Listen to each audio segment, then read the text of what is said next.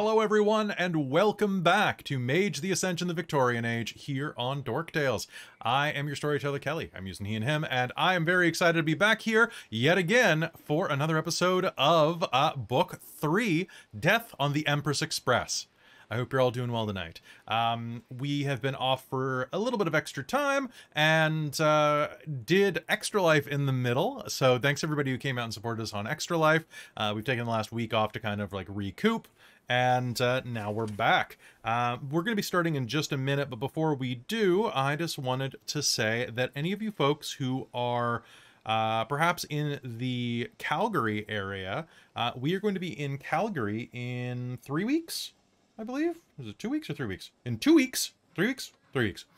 In 3 weeks, we're going to be at Otafest in Calgary running some panels. So if you want to see myself or Christine or Robin or Frecklebites or I feel like somebody else is going. Amy, do you know who else is going? No, I definitely don't know who else is going. Is it you? No, why would it be me? I don't know. Why on earth would you ever think that? Amy wasn't the original person going at all, for sure, and then we got so many panels accepted. We just harangued it. Yes, you can also see Amy too, as well as some pretty cool streamers and other people as well. So definitely come out and hang out with us. But we should probably say hello to everybody before we begin game so that you know who we're playing and who we are. Let's start with Christine.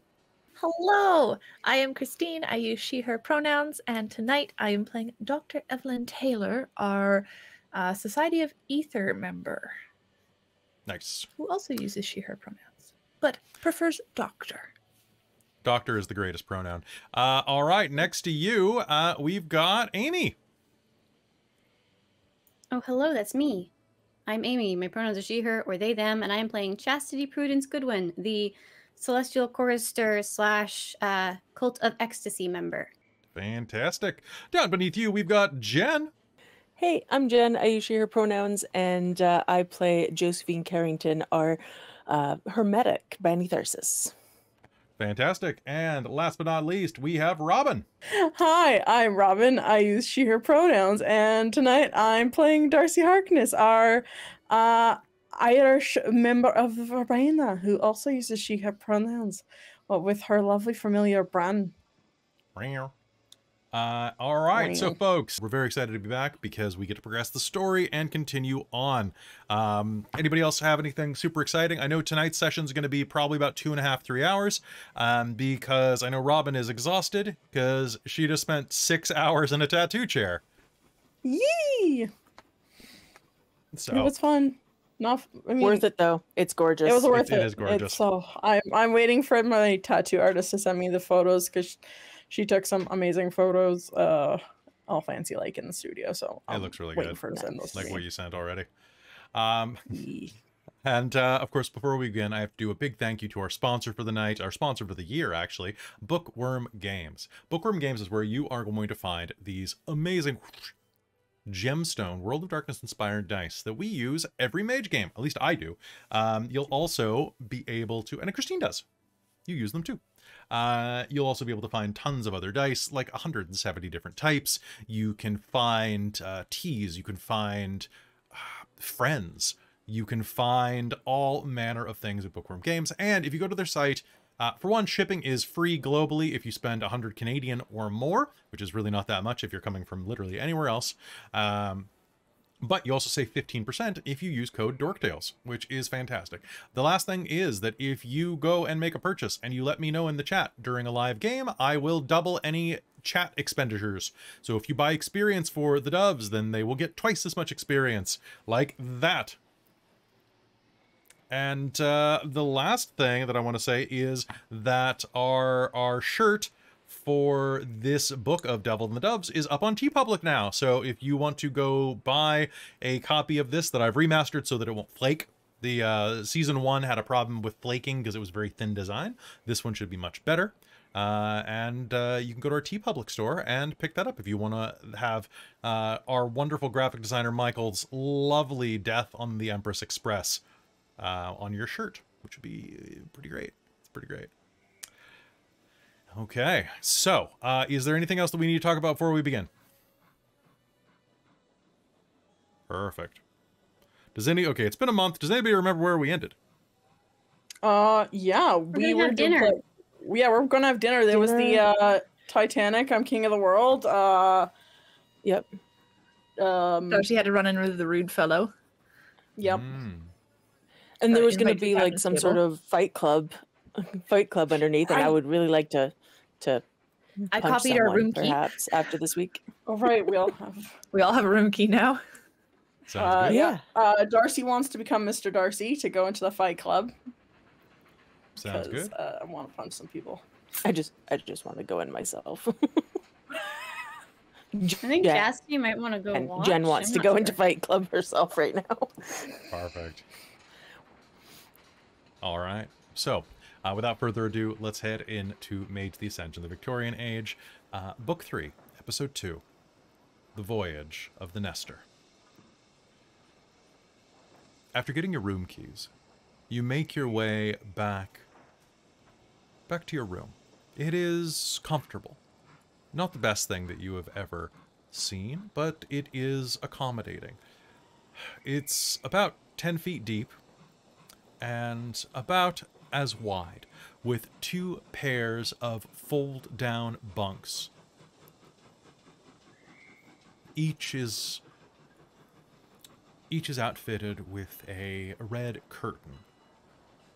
It's fairly old, but well kept, and there are yellow cords that you can use to pull them shut. Beyond that, you'll be able to see out into the water, as you are in an exterior room. You feel the ship moving beneath you as it sets out into the Mediterranean. What do you all do? From the top bunk, as you head back in to get any clothing that you'd like to change into for the night's dinner, a lazing cat looks down at you and stretches. Did you see any rats out there? It mews.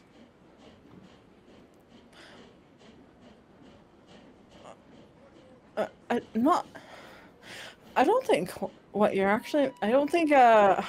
noticed anything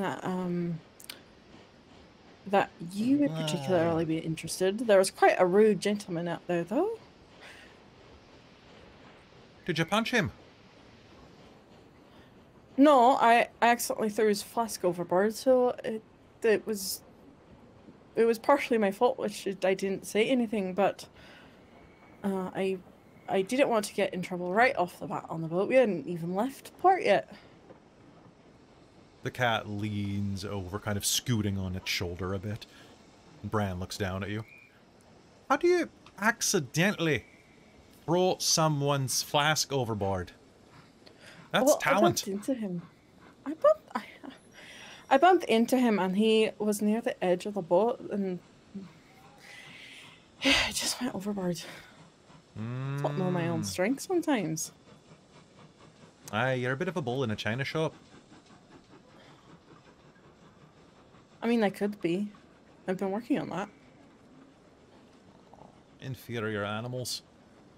He'll roll back over. I mean, I could become like a panther. Or a jaguar. Still inferior. You're right. You need to be more compact. Well, it's a little harder for me. Squishing down the sides, I haven't quite mastered that yet. I don't have to stay my own size. Has anyone come around? No. Should they have? No, but I just wanted to make sure. We've all been invited to a dinner with the captain, so Oh, really? I don't know. What should I wear? I mean, you're not really a tuxedo cat. Oh. I'm Well, have sure a I good can time then, without me. I can bring you some scraps. Oh, Scraps, how nice of you!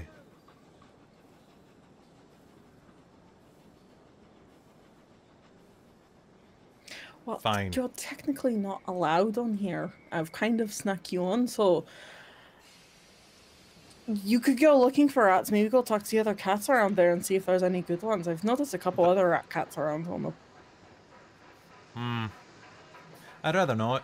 Keep myself away from the working cats. There's a different protocol there. Plus, most of them don't speak English. Can you believe it? That is a travesty. Aye, taint it. Fine. Well, you all get settled in. And he will roll over and start not snoring, but doing that thing that cats do. Kind of just... kind of like writhing, kind of like a worm on wet sidewalk until he gets comfy. Darcie will jump up onto bed and start, like, brushing his coat.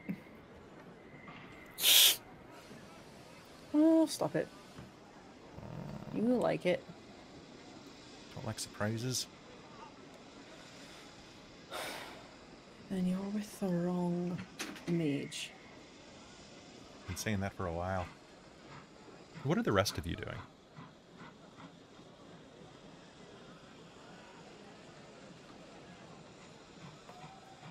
I think I'm just, like, observing this interaction with kind of amusement and a little bit of, not, like, regret, but a little bit of melancholy, just because, you know, not sure what to do with Octavius and all of that, and having, I believe, deciding to leave him, at least for the time being.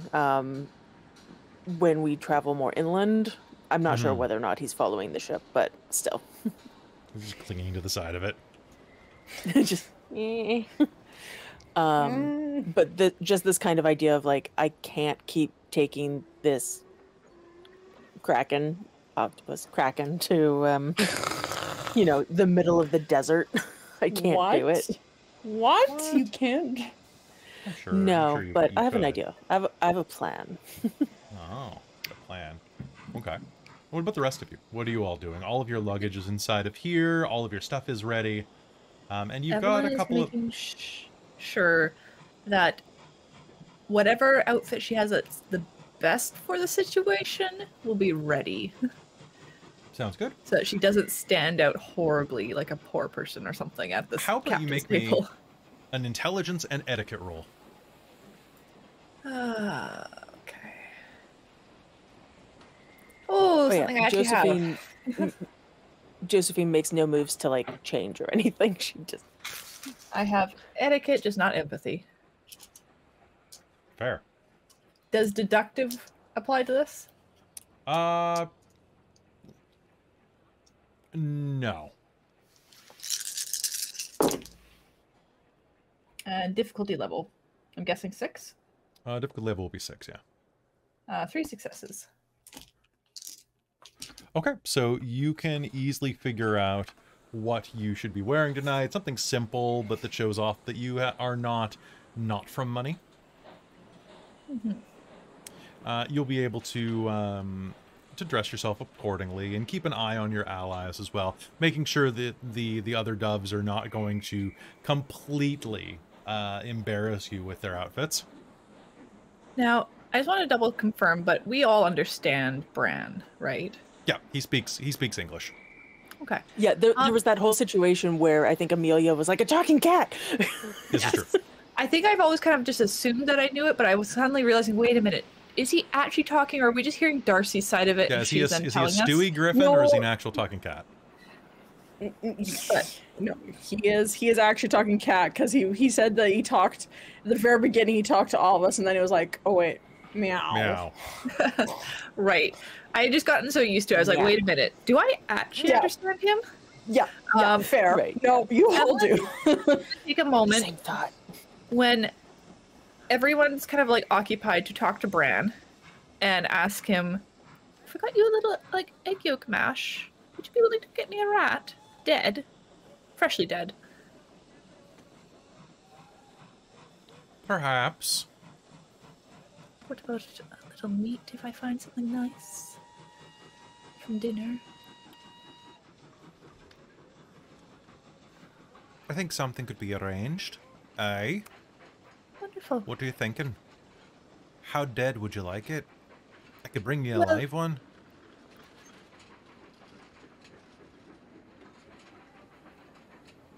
I mean, if you bring me a live one after I'm back in the room, though, I can kill it freshly, I suppose. Just not dismembered. I would like the skeleton intact. I probably could do that. Wonderful. Here's a question, though. Oh? How am I getting back into the room? Can you manipulate a key? What, like flirt with it? Can you turn a bloody key or not? I don't know what you're capable of. Here, let me give you the thumbs up. He holds up his paws. No, I can't manipulate. Not well. All right. I'm stuck inside a bloody cat. Well, why don't I bring you something back, and I'll let you out, and then you scratch at the door when we're back, and I let you in. So this evening. This is a deal for in the future. So, I like this. I'm getting paid first. Well, I mean, I can show you what the payment is. And then you can go get it. And get the payment. Fair, I probably could do that. Thus, it's easier to be a black cat going around a ship in the middle of the night anyway. It's still light out. Sounds like a good idea. You've got yourself a deal. Wonderful. I will see what I can find that would be adequate payment. And she's going to keep an eye out to try and find something nice, like maybe some nice meat or like some egg yolk type mash that would be rich and like tasty. Mm-hmm. That sounds good to me. Yeah. What's she's calmly bribing Darcie's cat when nobody else is paying much attention. What are you doing during this, Chastity? I think Chastity may have raided Evelyn's wardrobe for a better shirt that can be used for this dinner. Okay, so that's where you got that blue thing you're wearing. I will note, Evelyn's wardrobe consists of what she's managed to buy in France and what she's raided from Vivian. Yes. Because she literally left with nothing. Because she left from a party. Basically. I think she maybe had like one change in her bag and that was it. Yeah, it's all good. So there's probably just another similar shirt because I'm guessing Evelyn maybe bought a couple of the same just as like staples. So I mean, Chastity's like, yeah, that'll warm work. Place, so something lightweight. We definitely don't have any warm clothes. Yeah, or lightweight clothes. It's probably relatively plain, but good quality at least, hopefully, for what she could find. Yeah. She's exactly. All right, so you can easily get dressed and ready for this dinner. Is anything else happening before the dinner that you want to prepare for or do, besides maybe just some lounging or chatting? Does anyone tell Josephine what to expect at this dinner, or how to act, or like what clothes to wear? Because she's just like Evelyn going with the flow. Definitely address that, knowing Josephine as well as she does at this point. And knowing that Josephine hasn't like had any of these experiences at this point because of all the shit we've been through. So I know that Chastity at least wants to make sure to eat before the dinner at 6:30 because right, I remember you mentioning that previously. I think the only time she's been to anything nice or that could be considered a nice dinner has been as like a +1 maybe for Teddy or as arm candy for someone. So it's not the typical noble like great like high class. Evelyn will highly suggest eating beforehand because you're not really supposed to eat much to You're not appear supposed to delicately eat. feminine. Yes, so Chastity knows that much, which is why she's very, very much encouraging everyone to go and eat some food before the dinner. Eat dinner before dinner.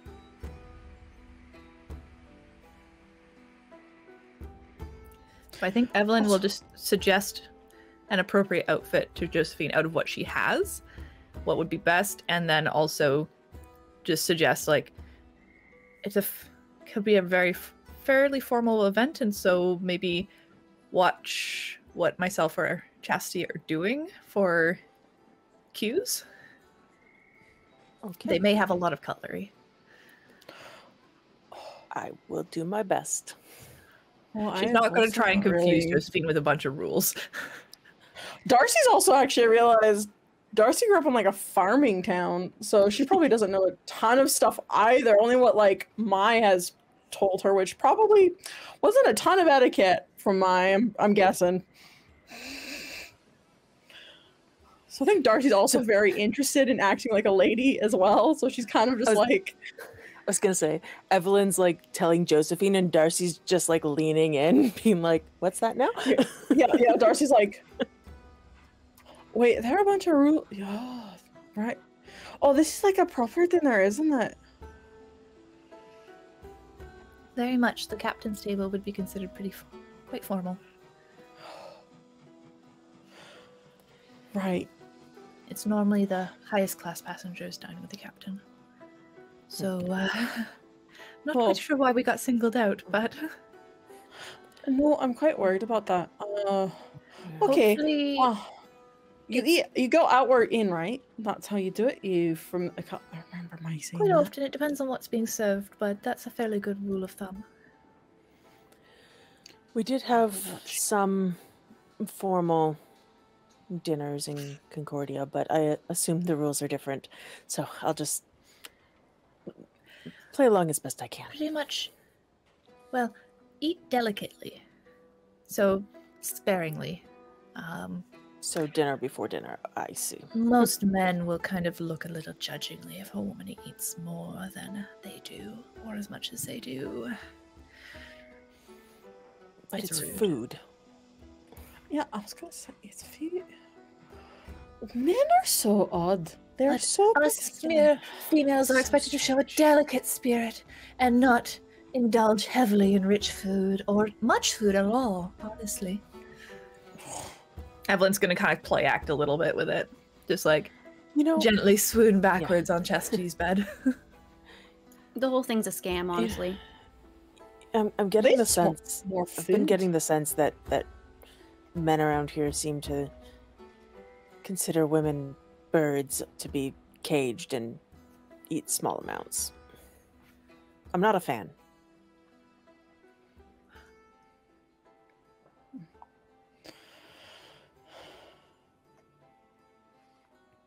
It's not the greatest. Well, So, what was that about a fight club you're saying? I heard something about that happening below decks. This is true. You did overhear that there was going to be a bit of a row below decks. Mm-hmm. Yeah, some sort of fight. I don't know if it's, well, there's probably gambling and betting and all sorts of fun stuff there. Probably rather be there than at this dinner, but, do my duty. Hey, can we just pause real quick? I'm Yeah, gonna let's turn pause on. one Yeah, gonna turn on the Shield? some of our. Yeah, where's the freaking shield thing? I got it. Reeking bot Okay. raid. Yeah. Was there a raid that did that? Well, it was like I- 10 Just in a bunch row, of them. and I Yeah, they banned didn't, like 10. specifically Yeah, ban give me them, one, but give me 1 sec. I'm gonna. Okay, I see we're on shield mode. Yeah, Yes, I yeah, popped on cool. Shield. Hold on, I'm gonna pop into Twitch real quick and Typically just ban change our them, settings. but- Give me 1 sec. I'm gonna. Okay, Which, what I was kind of hemming and hawing on before responding to Josephine and Darcie was I was like, wait a minute, shit, that's true in Regency, but is that true in Victorian? And she's gonna what she would have responded to in the whole like men keeping control of women thing. Well, considering that upon marriage we're basically their property.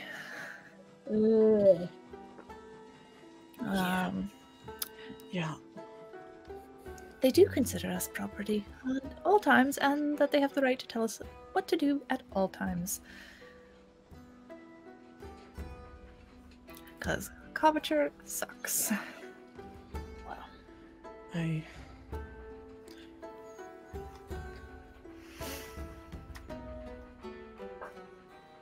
there's So we'll be back in just a sec. I turned off shield. So let's pause. Let's keep pausing. Keep pausing, so, but save that. That was good stuff. I want to hear it. Okay, I'm just gonna change our all. Let's see. All chatters must have a verified email. Do we just want to turn on followers for 30 minutes or 10 minutes? Yeah, that sounds like a good idea. Follower verification. All followers must have a verified email. Yep. All users must have a verified phone number. All chatters must have a verified phone number as well. There we go.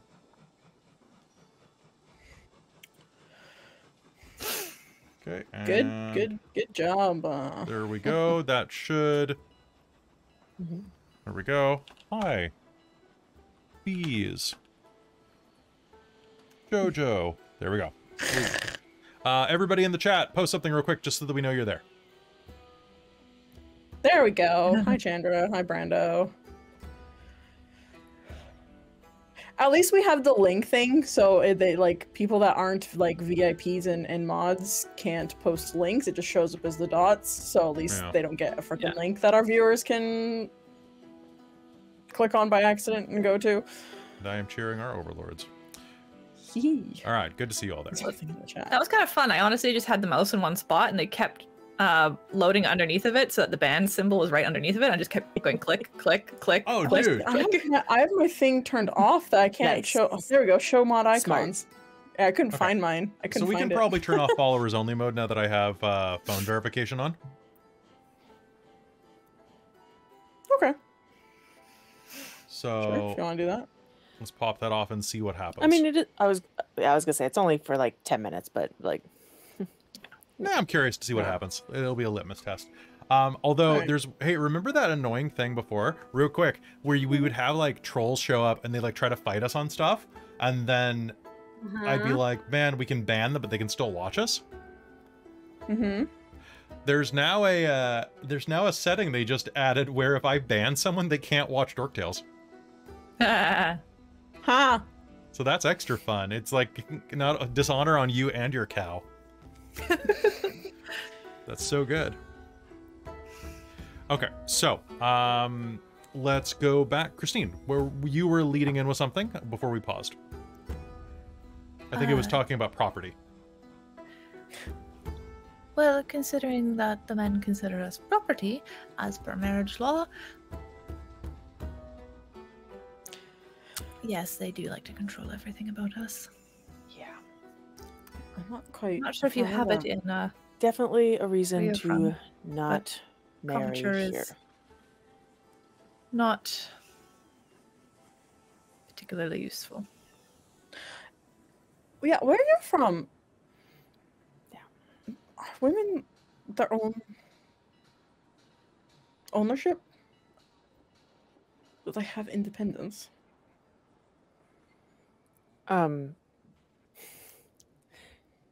Concordia is mostly mages, so try telling House Flambeau that they can't have independence. It doesn't work very well.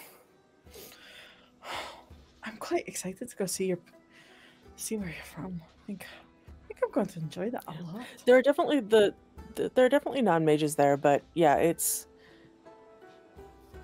definitely a place that has developed with different rules than down here because of the prevalence of magic and just yeah.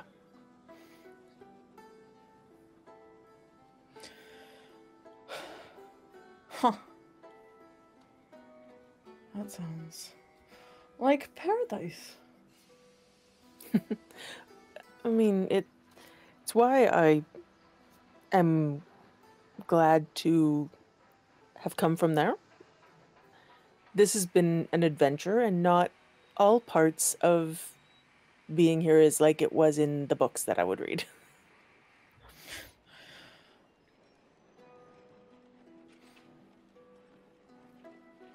But I'm still glad I came, so. Well, as long as you're enjoying it. I'm on a boat. How could I not be enjoying it? And Right. Josephine, can you do me a favor and make me the most ironic roll of the game? Can you make me a stamina roll, please? A bit of Mediterranean current is going to Okay. catch the boat and pitch it a bit as you say that, as if the gods are tempting you. Give it to me. Give me a stamina roll, a difficulty of 7 for your first time being on a boat. Okay, but and I know you're asking for a stamina roll. Mhm. I do have cat-like balance, and this sounds Okay. like it would be a dex roll first, at least. Okay, tell you what. Give me a dex roll first to not fall over. I believe that means, do you roll 2 more dice, or is it -2 difficulty with that one? I'm double checking, but I didn't open that document. So 1 sec.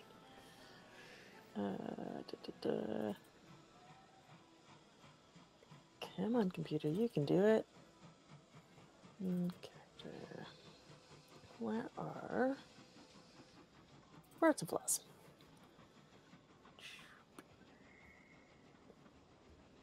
Oh, right, I have that too. Difficulty is -2. -2. All right, so give it to me a difficulty of 5.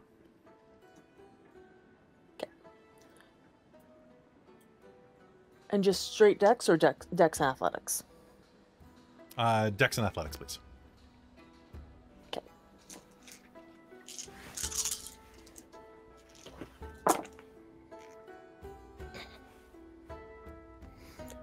Yeah, the fates are very ironic because I rolled 1 success.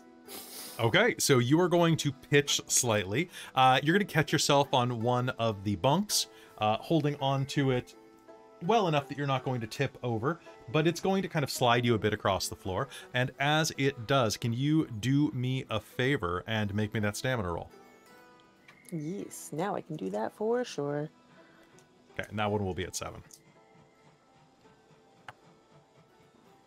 What's the difficulty for that? 7. Okay, I botch.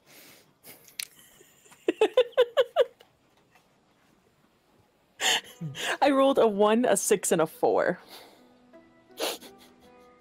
Okay. This is great. This is great. This is great. I feel like this is solely coming out of Josephine's.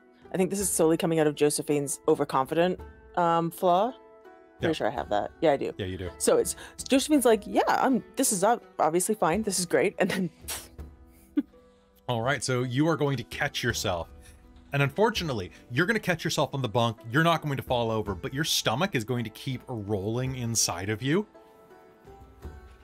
And you're going to suddenly feel very queasy. You have a choice at this point. The beds, or you can try to force open the hole or run into the hallway.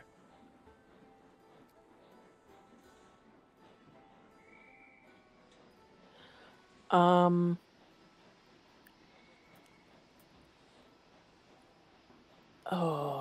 3. She's not expecting this. I don't think she knows what this feeling is necessarily. So, Okay. Then Yep. And I botched. I will allow you. Tell you what, I will botched. allow you to make me a willpower roll to aim it. okay, sure. So current willpower. Because yeah, Difficulty 6. I don't feel like she's running.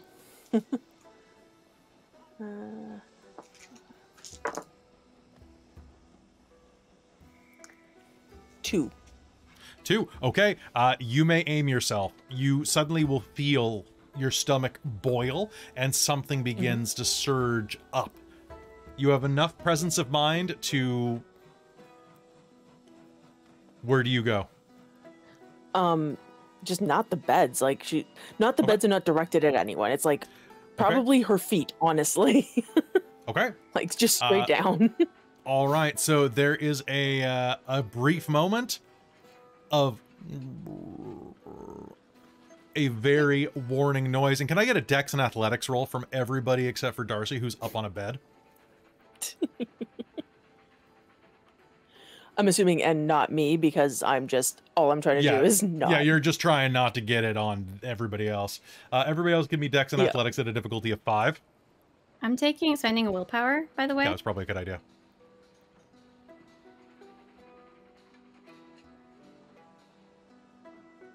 Okay, 2 successes. 6 successes? Evelyn does like a handstand? So Evelyn leaps Obviously, up I pirouette onto the... out of the way. You pirouette up onto the other top bunk. Just kind of whoop. As a deluge of morning croissants is unleashed on the deck floor, or whatever you had. I don't know. But it is absolutely gross. But you feel better now, you think. Oh, I really hope it's not carpet. I'm going to spend a drama bomb. It's carpet. No way in hell that they would give us carpet. That would be so expensive.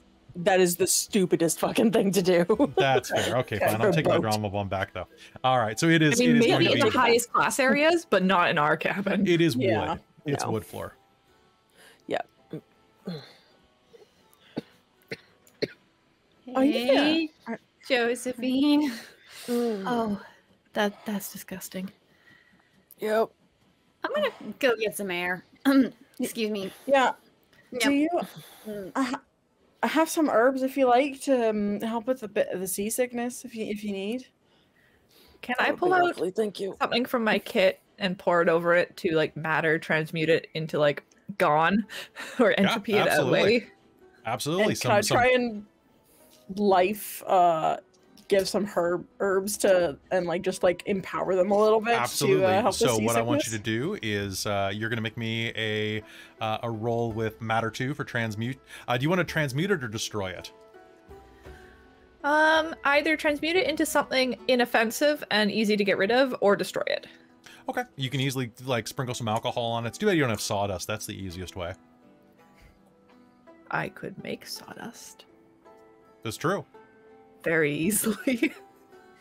This is true. But you can easily transmute it. Go ahead and give it to me at a difficulty of 5. Okay. And Darcie, same thing, difficulty 5. You're using life 2 basically just to settle Josephine's stomach. 2.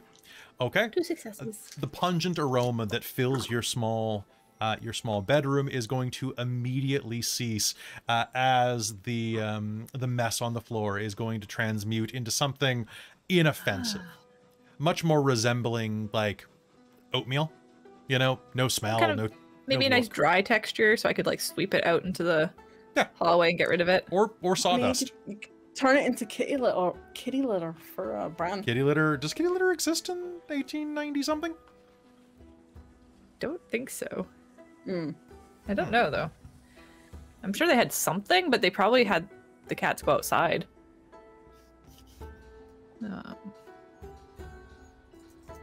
No, like the 1940s. Ah, okay, good to know. And can I get that roll from you, Darcie? 4. 4. All right. So Josephine, your stomach is going to settle, and you are going to be absolutely fine. Can those have had like a bit of a pepperminty freshening thing as well? I'll allow it. 4 successes. Yeah. Yeah, I was gonna say like Darcie probably has like a bit of like a ginger mint kind of like almost sort of probably like dried herbs. So then she like stirs it in some water and has like you drink it and so it probably leaves a nice minty taste in your mouth. Yeah. Thank you. Oh, you're welcome. Well, now I don't want dinner, so that's fine. I mean, I'll go, but I mean, I can eat sparingly. Oh. Yeah, maybe we can Silver try lining, I and suppose. sneak you some, like, bread or something for afterwards to bring back to the cabin if you feel more Yeah, hungry later. or something like that. I should. Oh, I don't know if I have. Well, shoes. I'm sure that Evelyn got the stuff that was also on her shoes, but Josephine just kind of looking at her shoes at like, I can still feel it. Like, Emotionally, it's still there. it's emotionally, it's still there. Fair. Oh, it's fine. No one else can, like, smell it, right? That's just me. It's just me projecting on myself. Yes, You yeah, it's projected not- right on yourself, the cat will say. He's not wrong. I appreciate you not getting it all over our beds or one of us, though. That was... I'm guessing this may have been your first time on a boat. On a sea? Here, yeah, it's not. It acts differently than in Concordia. I've been on the Arcturus, but it doesn't act the same way. Yeah, it can take a little bit of getting used to. Getting your sea legs and all is what they say. Yeah. It definitely took me a while the first time when we crossed over.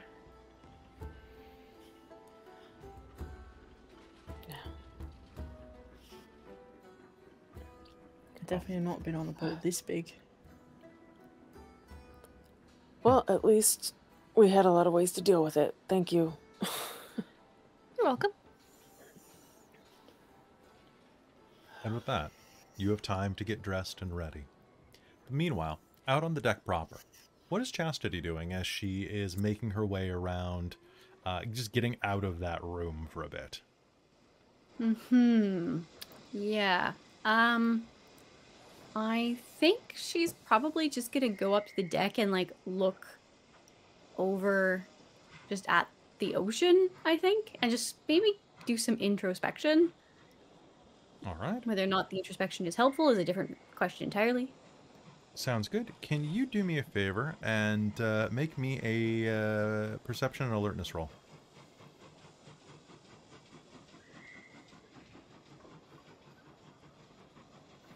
In What's the distance. my difficulty? Difficulty on this will be 6. Okay. 2 successes. As you are standing there on the deck, you are going to hear a voice come from one of the lower decks. What languages do you speak? As far as I'm aware, just English and the French that we've learned in Book 2. Sounds good. So with the French that you've learned, you're going to recognize a bit of an accented French. It's a little hard to pick out like every nuance of it because it appears to be a bit of a strange dialect. But you are going to hear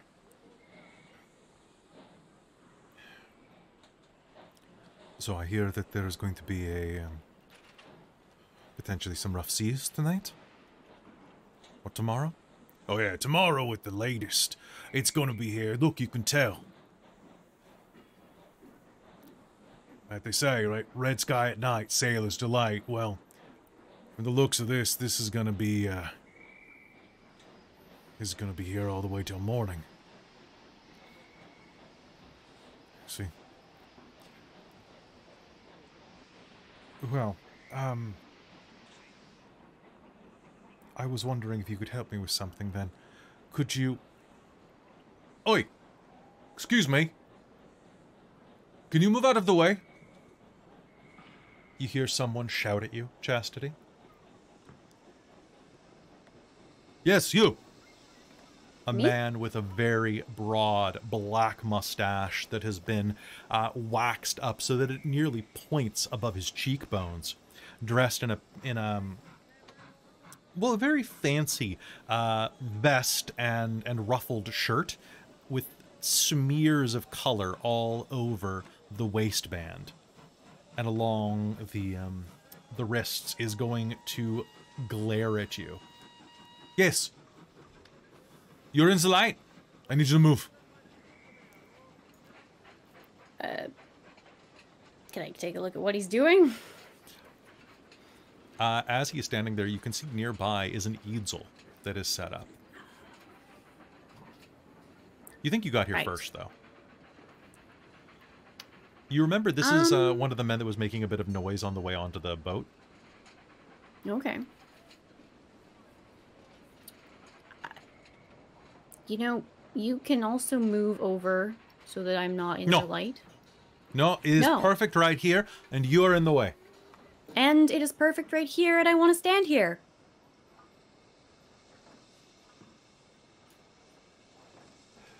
You're not the only one that can appreciate a nice sight. I have an artist's eye. You are a layman who is blocking my view. You are a woman with no appreciation of the arts, and I will not stand for it. Please move so that I can make something beautiful out of what is in front of me, rather than the whatever this is. He waves a hand at you. You want to run that past me again? I am here to create beauty. Mm-hmm. And with your blocky hips, you are in front of it. And I hardly see how you could be such an artist if you can't appreciate the beauty in front of you right now. So no, I'm not going to move. Because I'm exactly where I want to be. And I was here first. I will give you $2 American to fuck off. You can give me $2 American and you can fuck off. He starts swearing under his breath in very, very sharp Parisian French that basically is just American bitches. They never listen to reason. Fuck. Why do we even let them over in the first place? We should have just burned the colony down instead of selling it over to Jefferson.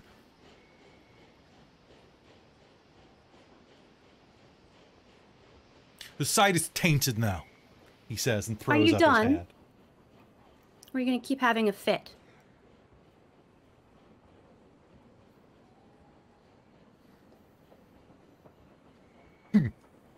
And he will throw up his nose and storm off, looking for a better spot. I'm going to turn back and enjoy the spot that I just won. I desperately want you to tell us about this asshole. Oh, she will. Absolutely. Excellent. Evelyn's going to have so many ideas. Alcohol really helps with paints, doesn't it? Also, we're all pretty seasick. I'm sure he can get also with the food poisoning as well.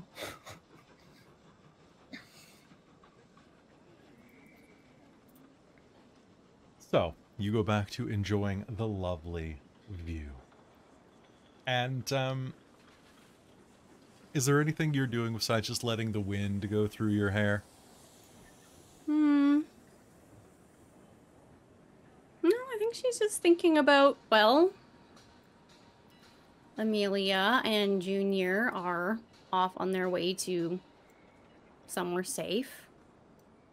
And we now have indication that Teddy seems to be alive.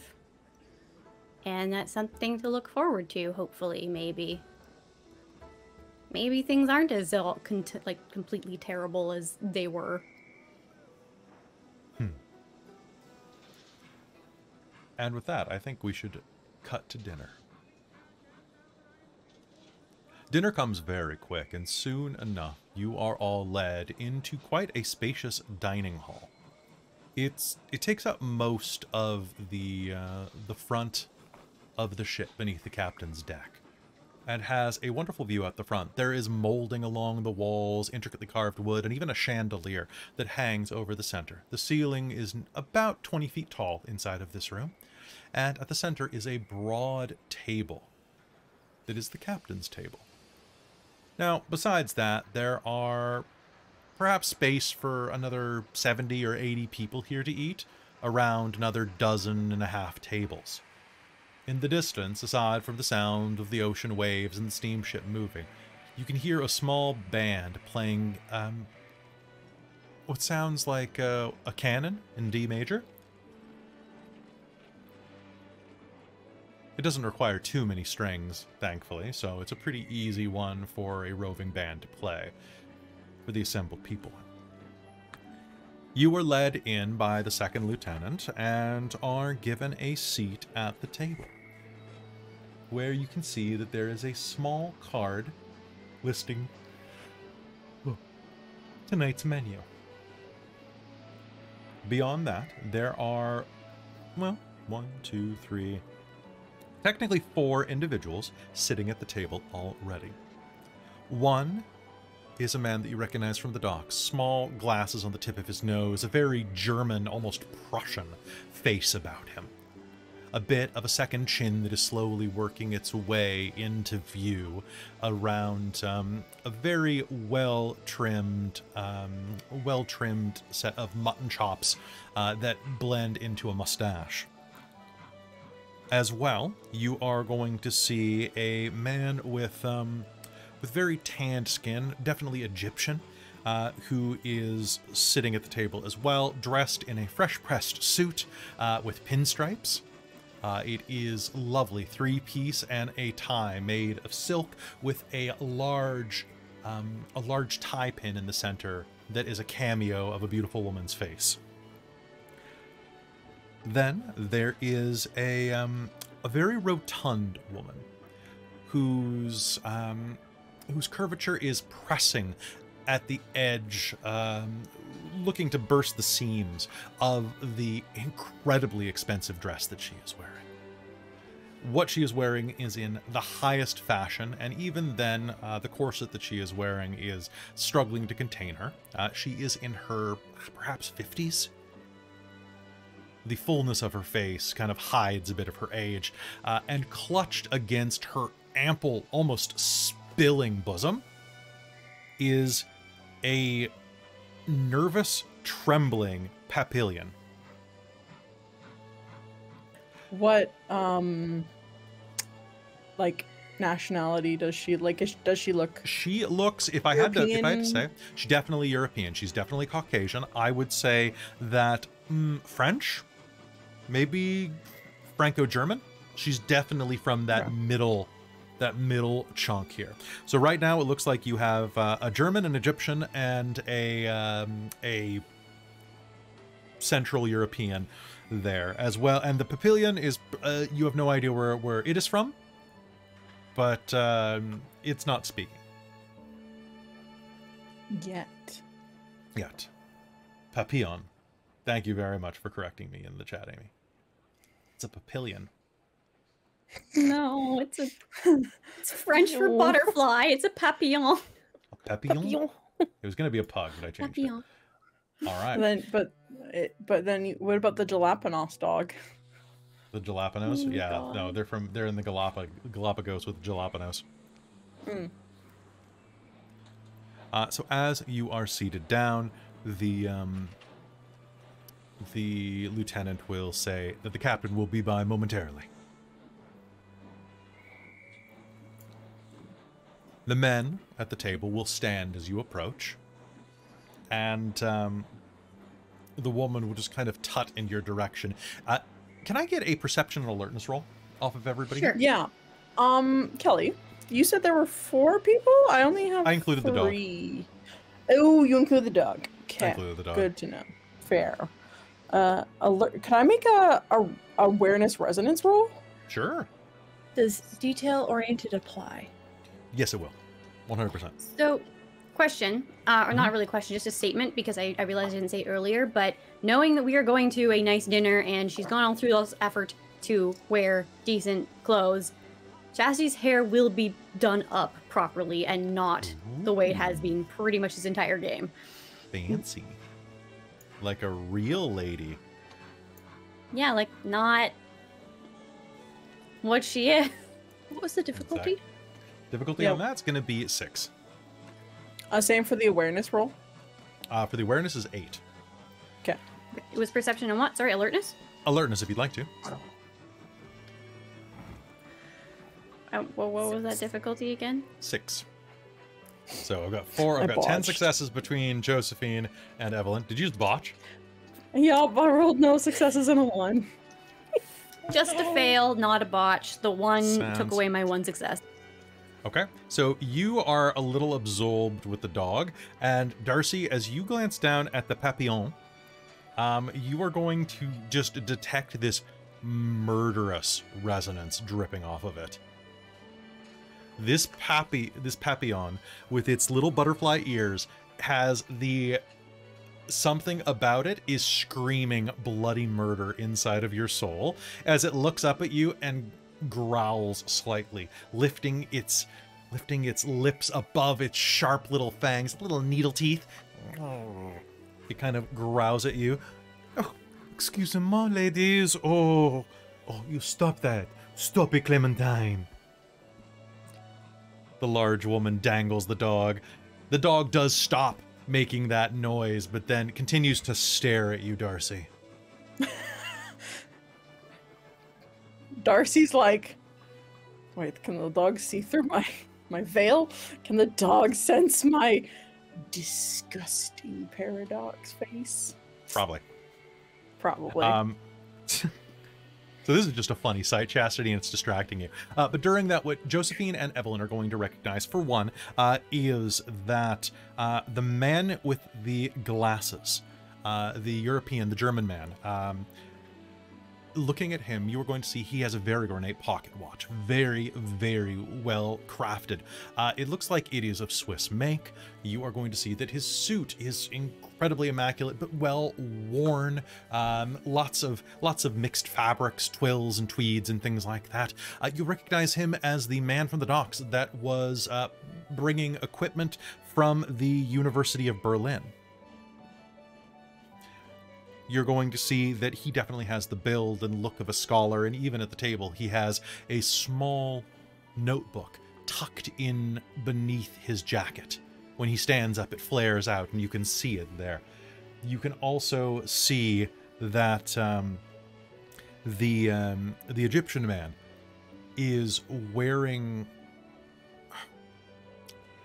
Well, you're going to notice that he is wearing a lot of British fashion. The cut of his coat, the shine of his shoes. It's less French and more Egyptian style, more English style, which would make sense given England's influence in the colonies and in their conquered territories and influenced territories at this day and age. But you're also going to see that as he stands up, he has a very ornate gold ring. It looks to be a wedding band. And you will also notice that he has a couple of scars along the side of his throat, where it looks like he had been slashed with a knife or stabbed at some point.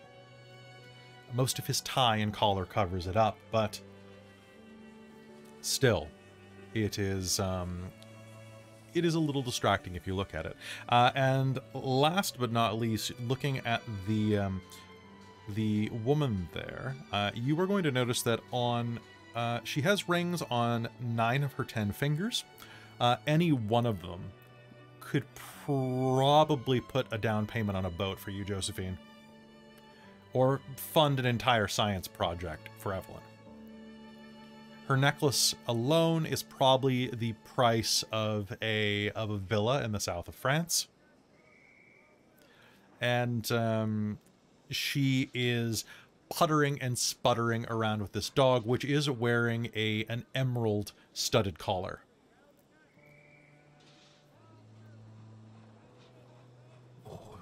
Oh, Clementine! Excuse me. Clementine is normally so good with people.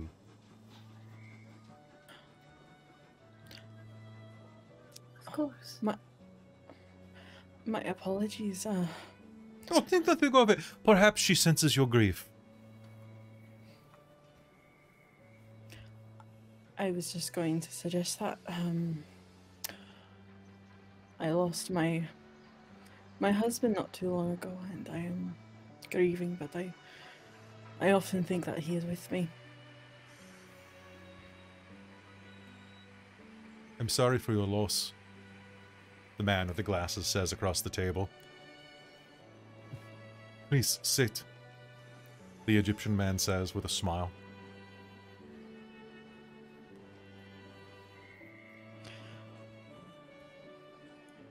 Thank you. I didn't want to. I didn't want to start off this fine, pleasant evening on such low formalities. Death comes to all of us. It is fine. It happens. We are here on a voyage to enjoy ourselves. All right? She says. You are on a pleasure cruise? You are coming to maybe meet a new gentleman?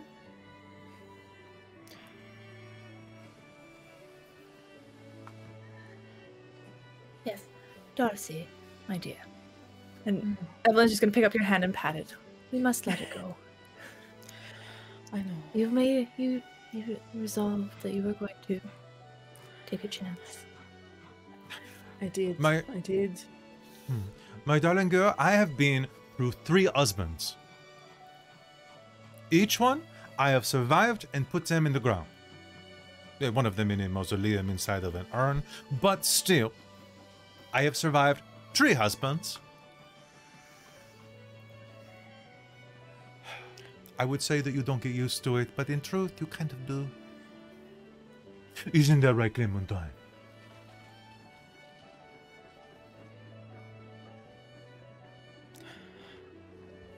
At least we have our four-legged companions. Those often are the ones that stick with us the longest and bring us the most joy. I agree so. Yes, I do. Yes, I do. I say, the Egyptian man says, leaning across the table. Quite strange, quite a unique set of acquaintances to me meeting tonight. It would be rude for me not to introduce my fellows here. I am Abdul Rahim Pasha, attaché to the government of Egypt, visiting France. This is Professor Heinrich Müller, professor of antiquities, specializing in burial practices. Traveling to Egypt to investigate some mummies. Does Yes, that of course. name ring any bells for Evelyn? Make me an intelligence and science roll. Or academics. Honestly, Robin remembers that name for some reason. I don't know why, but that name sounds familiar. Was it the guy from the Technocracy house that, not Technocracy, Order of Reason house? No. I went to? Nope. Okay. All right, which would you prefer, academics or science? Whichever you think anthropology is best suited to, so probably academics. Academics, yeah. Difficulty? Difficulty of this, he's a little obscure, I'll say 7. Okay. Do either of my... Was this int? This is gonna be int per memory, yeah. Does deductive apply? No. Okay. 2 successes. 2 successes. You know that he is quite well known in certain circles for his knowledge of embalming practices and particularly burial rites. He's done a lot of work in Egypt, but has also done work throughout basically the entire Middle East. He's done a lot of. Question is, does he twig anything of feeling like connected with any of the people her husband's connected with? No, he's probably a pawn of one of them, but not directly. You do not believe that he is one of the Order of Reason off the top of your head. He's probably manipulated by them, as, you know, everyone is. Okay. Because she was going to take control of introductions to, like, introduce herself as a different name, just in case. if that twigged, but... And this is Heinrich Müller, and Champ, I'm sure. And Of course, this is the one and only Baroness Beatrice Bourguignon. And Clementine. Yes, Clementine, she says. And it is at that moment, when she lowers the dog a bit more, that you are going to see that, once again, the light is going to be coming through and is just hitting that, this sapphire necklace that she is wearing. And it kind of comes out from being wedged between the sweaty hams at the top of her corset. And my God, this thing is immaculate looking. Like, this is one of those pieces that gets handed down for generations. Are you going to let your, valet sit with us? She gestures at Josephine.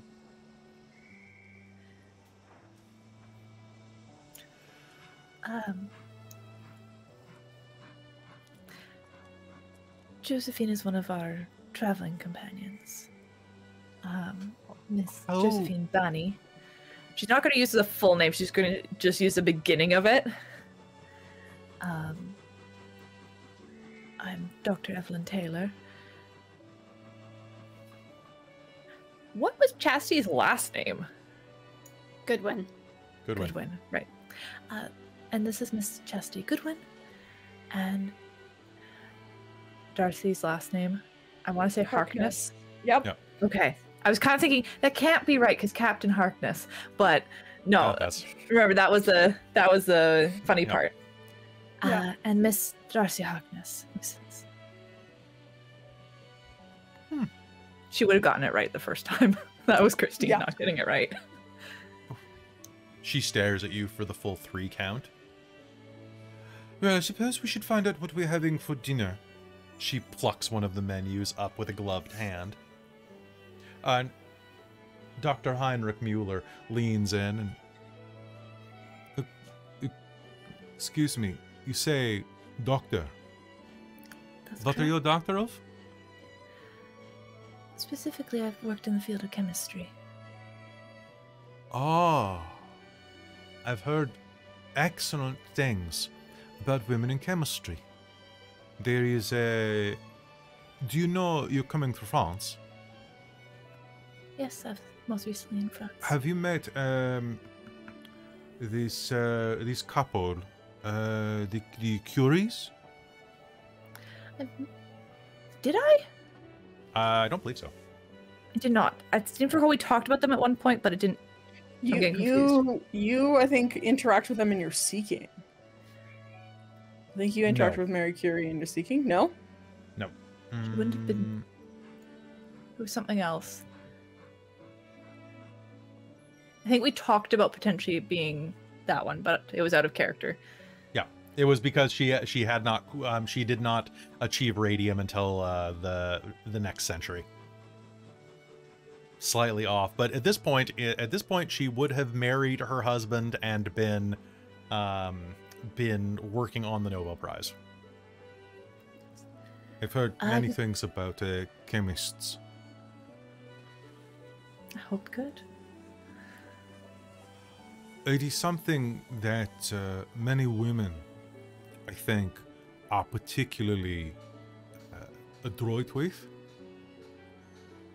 Not to put a spin on it or to insult, but it's something about generations of following recipes and working in the kitchen. I think it primes women for the mindset of being very specific with I would different just ingredients. Essentially state that women are naturally more specific than men.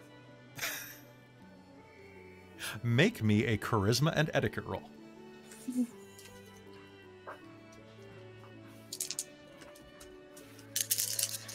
Difficulty? Difficulty on this? Just 6. Okay. That's 3 successes. 3 successes. The Baroness will chortle loudly. And will go, ooh, yes, I believe so. And she will grab a champagne flute from a waiter who's not walking to be by. insulting or anything. I'm sorry. I hope I did not mean I did not course mean any I offense. hope you do not think that I was offended or insulting in return.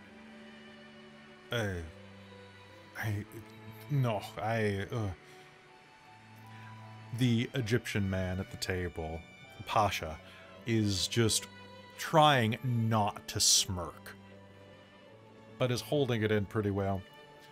Yes. Evelyn is going to be playing completely deadpan, like absolutely innocence here. I see. And my dearest apologies to you, Miss Harkness. But the rest of you, are you traveling alone? I noticed that your husbands aren't with you.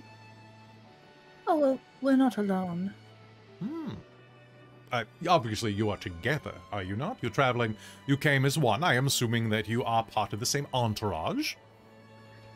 That's correct, we're all traveling together. Ah, a bit of a ladies' trip. What brings you to Cairo? I suppose to Alexandria first. But I imagine that you're traveling on to Cairo where the culture is. I've heard so much about it and the great sights of the pyramids. Since we had a choice and ability to travel, we thought to expand our horizons together. Excellent. Yes. And My, we are more than adequately chaperoned by Mrs. Harkness, as a widow most certainly fills that role. Of course. Yes, of course, of course. My late husband, left us with quite a sizable inheritance, and upon realizing and working through the grieving process, I thought it best to travel and see the world with the closest companions that I've had. Oh my, you're traveling alone? Just to see the world, just with you four ladies? As you see. Such liberation. Fantastic. I love it. Well, I suppose as several Americans, Canadians, and English, we're rather used to adventuring. Which one of you is English? Irish. It's a common mistake. Evelyn will Timmy. lean over to Darcie and say loud enough for the rest to hear. Honestly, so many people mistake it. It's easier just to say English. Oh, excuse me. Perish the thought. Everyone thinks that I am French, but I am not. I am from. There is a little smattering of Deutschland that is right there. We still use, we speak French there, because historically it has been very back and forth between the two sides, but it is distinctly Deutsch. So yes, you are very familiar with the struggle. Absolutement. I am so sorry, Widow Harkness. Allow me to get you something. Emile! Emile!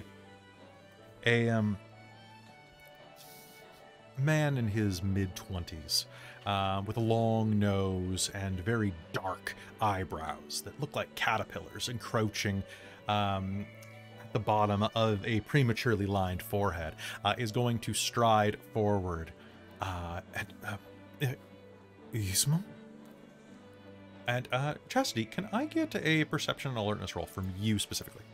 Difficulty Okay. of 7.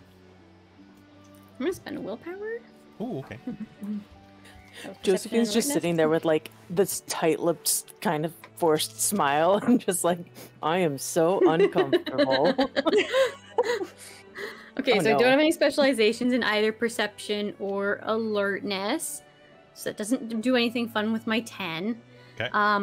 But that with the willpower is 4 successes. You'll recognize him as one of the voices that was inquiring. He was the voice that was inquiring with probably a sailor earlier that you were overhearing. Oh, okay. And he seemed to be very curious about upcoming weather patterns. But you'll recognize his voice immediately as he comes up. The Baroness will lean over and say, go over there and acquire...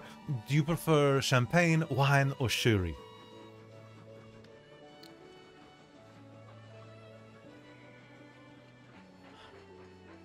I'm actually more of a whiskey girl myself, but champagne, I guess. Champagne, s'il vous plaît. Hurry, hurry, Emile. Yes, miss. And she will, or well, he will head off to go and acquire drinks for you. So, this is your first time, Pasha says, going through my motherland.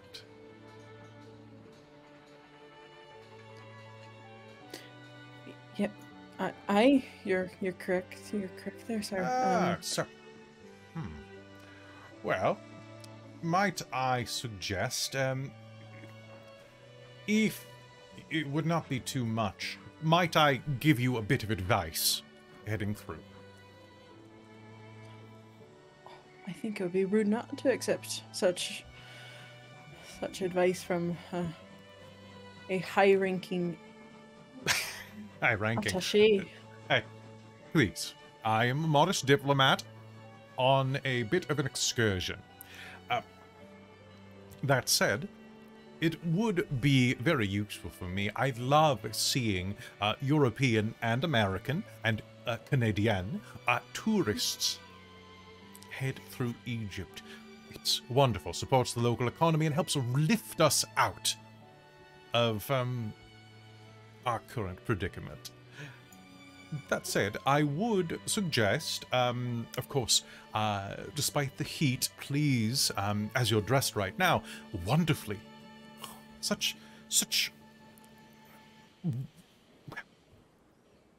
the fact that you can display such femininity and modesty at the same time in your dress is absolutely fantastic. I would suggest you please try to maintain such a thing as you head through Egypt in spite of its heat. As well, while it is not completely necessary, in my culture, many of the women, most of the women, use a headscarf or some type of covering. Foreigners are not required to do so, but you would be surprised how many points you will get for doing so and for leaning into those local customs.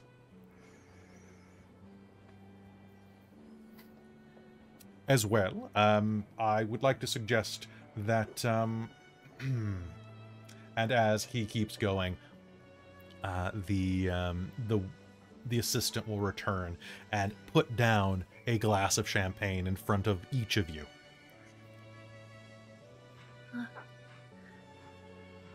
Thank you. Am I able to subtly try and do a mind effect to keep myself from zoning out through this entire conversation? Yep, mind one. Yeah, so I would love to do that with mind one while drinking champagne. That sounds great. Difficulty 4, please. Cool. Evelyn will pay attention because she has not been to this place before. Yeah, Darcie, it's a flaw, but it's also good, is Darcie has curiosity. So Darcie's just like, new place, new thing. I'm all about listening to this. So he's going to give you kind of like a quick rundown of how to handle Egyptian society in this day and age. A big thing about just asking for conservative behavior, respect of elders.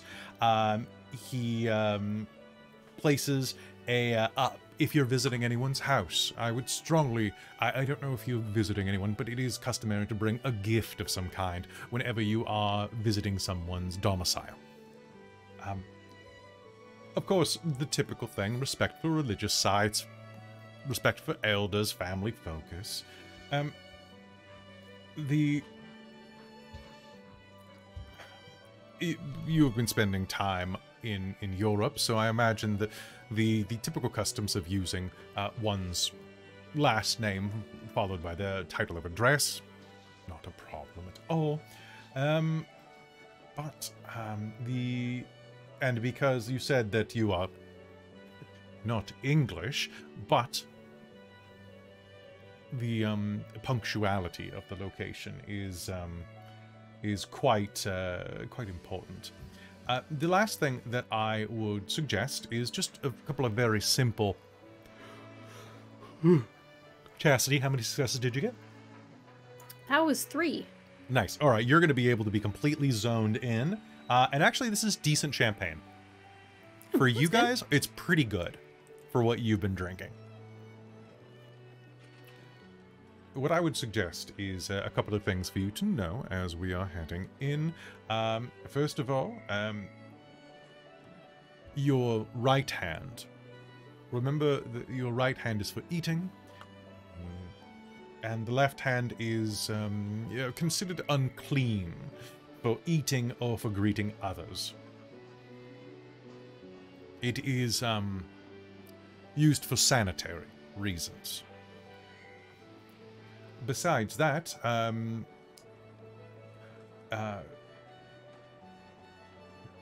we are very proud of our teas and our coffees, as well as meals. It is a good idea to try a little bit of everything that is offered, and I would strongly encourage you to perhaps greet people with a traditional greeting. You will probably hear this a lot, someone who says, "Salam alaikum,"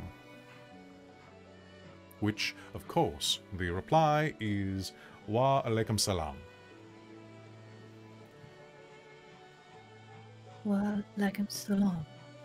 Yes. Is that correct? Oh, you're a natural. So I'd like to point something out because I just thought of this, and it's something that hasn't come up until now.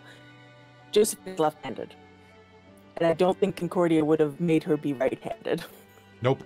So she's currently, like, doing everything with her left hand. Until he says that, and then she just kind of puts it in her lap. Just... Yeah, Darcie's also left-handed. All right, raise your left hand if You! you're left. Yep. Cause you know, it's a sign of the devil and all that with Darcie's backstory.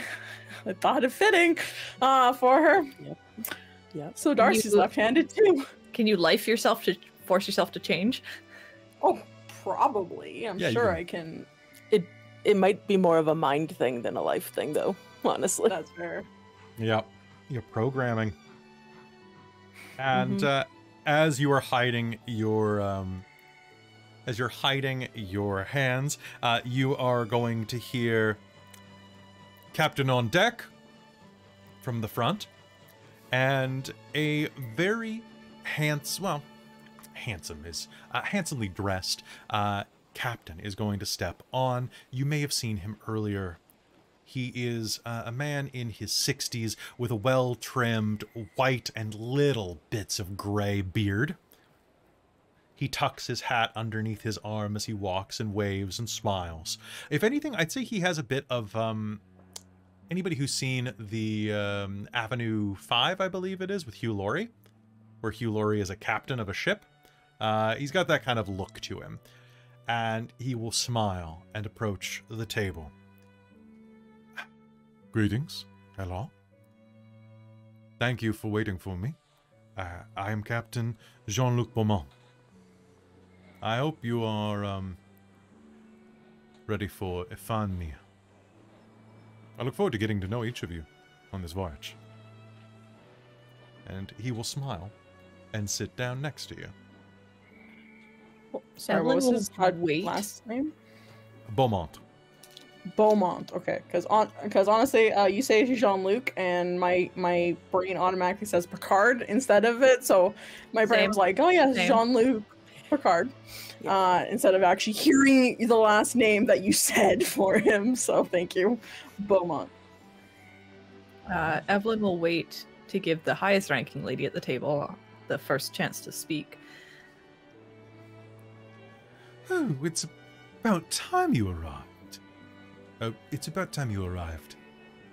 I was getting very peckish, she says with a smile. And the dog will let out a small growl as it locks eyes with Darcie.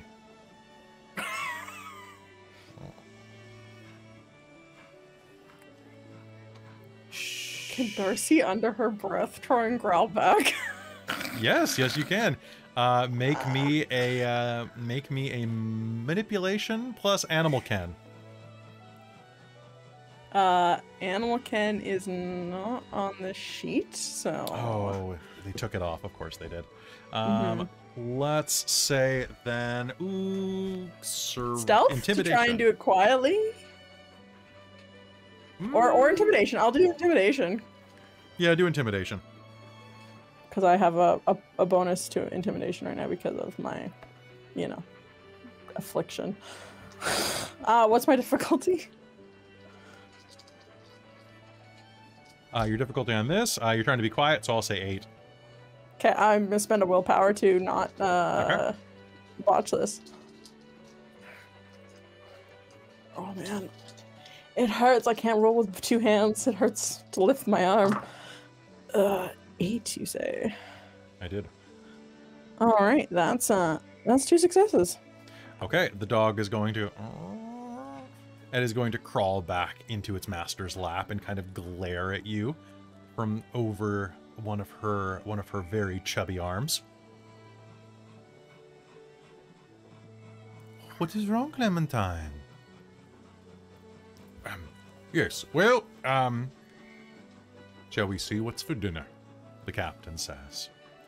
And I think that's probably a good place for us to take a quick break. So don't go anywhere, folks. We'll...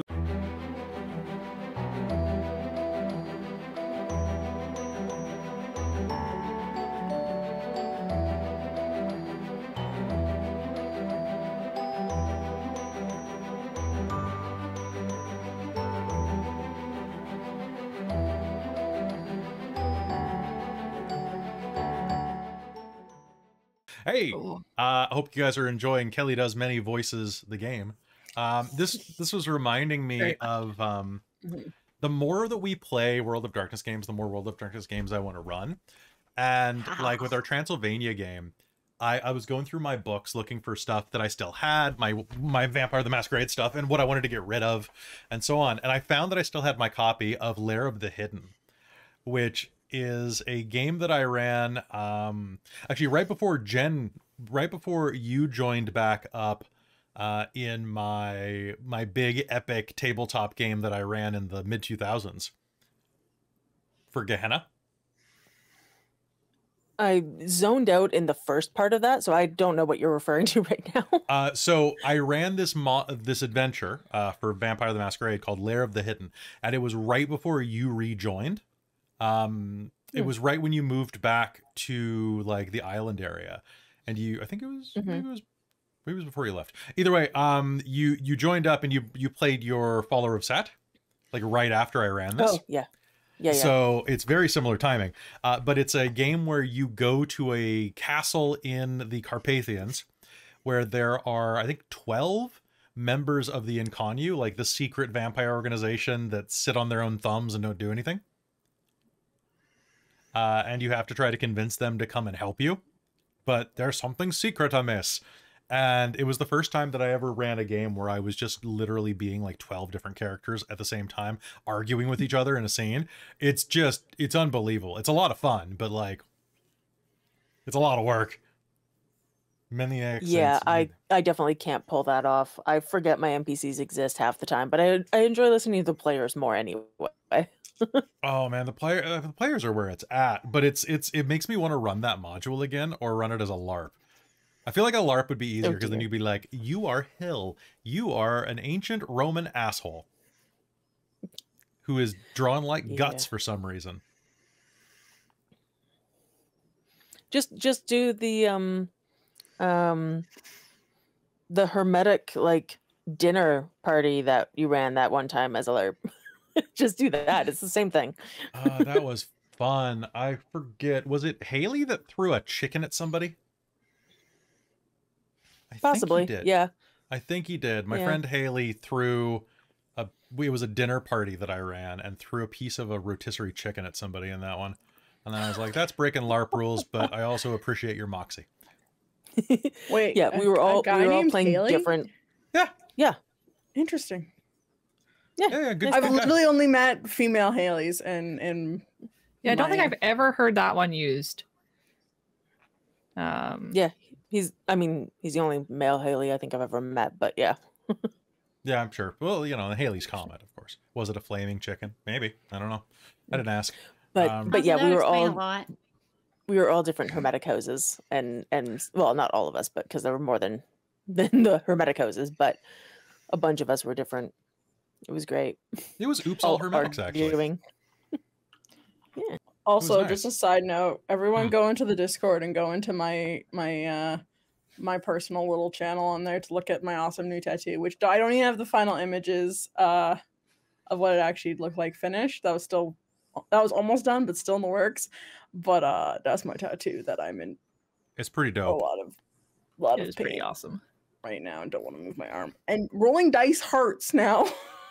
I have to roll with one hand because like picking up my arm and trying to like shake with both is like, ouch.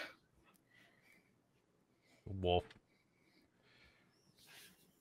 That's great. That now your dice are so... I love that, like, are you rolling your vampire dice, or what dice are you using for Darcie?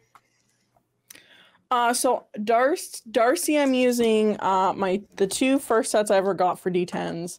Can you imagine on the Wednesday when... I guess you're not really going to be rolling very many dice on Wednesday. Like the two different green sets for Darcie. Okay. And then I'm also rolling the set that Jen made for me that are purple and gold. So they're like mock gemstone Bookwyrm dice. And Nice. I love them. They're very pretty. They roll pretty well for me. Nice. That's good. I'm glad. I was gonna say they do have like gold powder in them, not like full gold, but at the very least partial Yeah, gold. they have little bits of gold. They're very pretty, and the gold lettering, numbering. I can do words. It's fine. They're very nice. I still have never actually used my blessed and cursed dice because I kickstarted a pair of dice. One has iron filings and salt on the inside of it. The other has grave dirt. Nice. So right, blessed and cursed dice. Yeah, Come on, Sammy, we gotta roll these fantastic. dice. But they've been in my closet for like 3 years now. I've never rolled them because I'm a little afraid to. That's fair. Fair. Right? You never like. I feel like the grave dirt one would betray me at the wrong minute. Or the opposite. Yeah, that's fair. Depends on. You who might be loves more me trying to betray us. I got my glasses for Descent into Avernus today, and I'm very excited about those.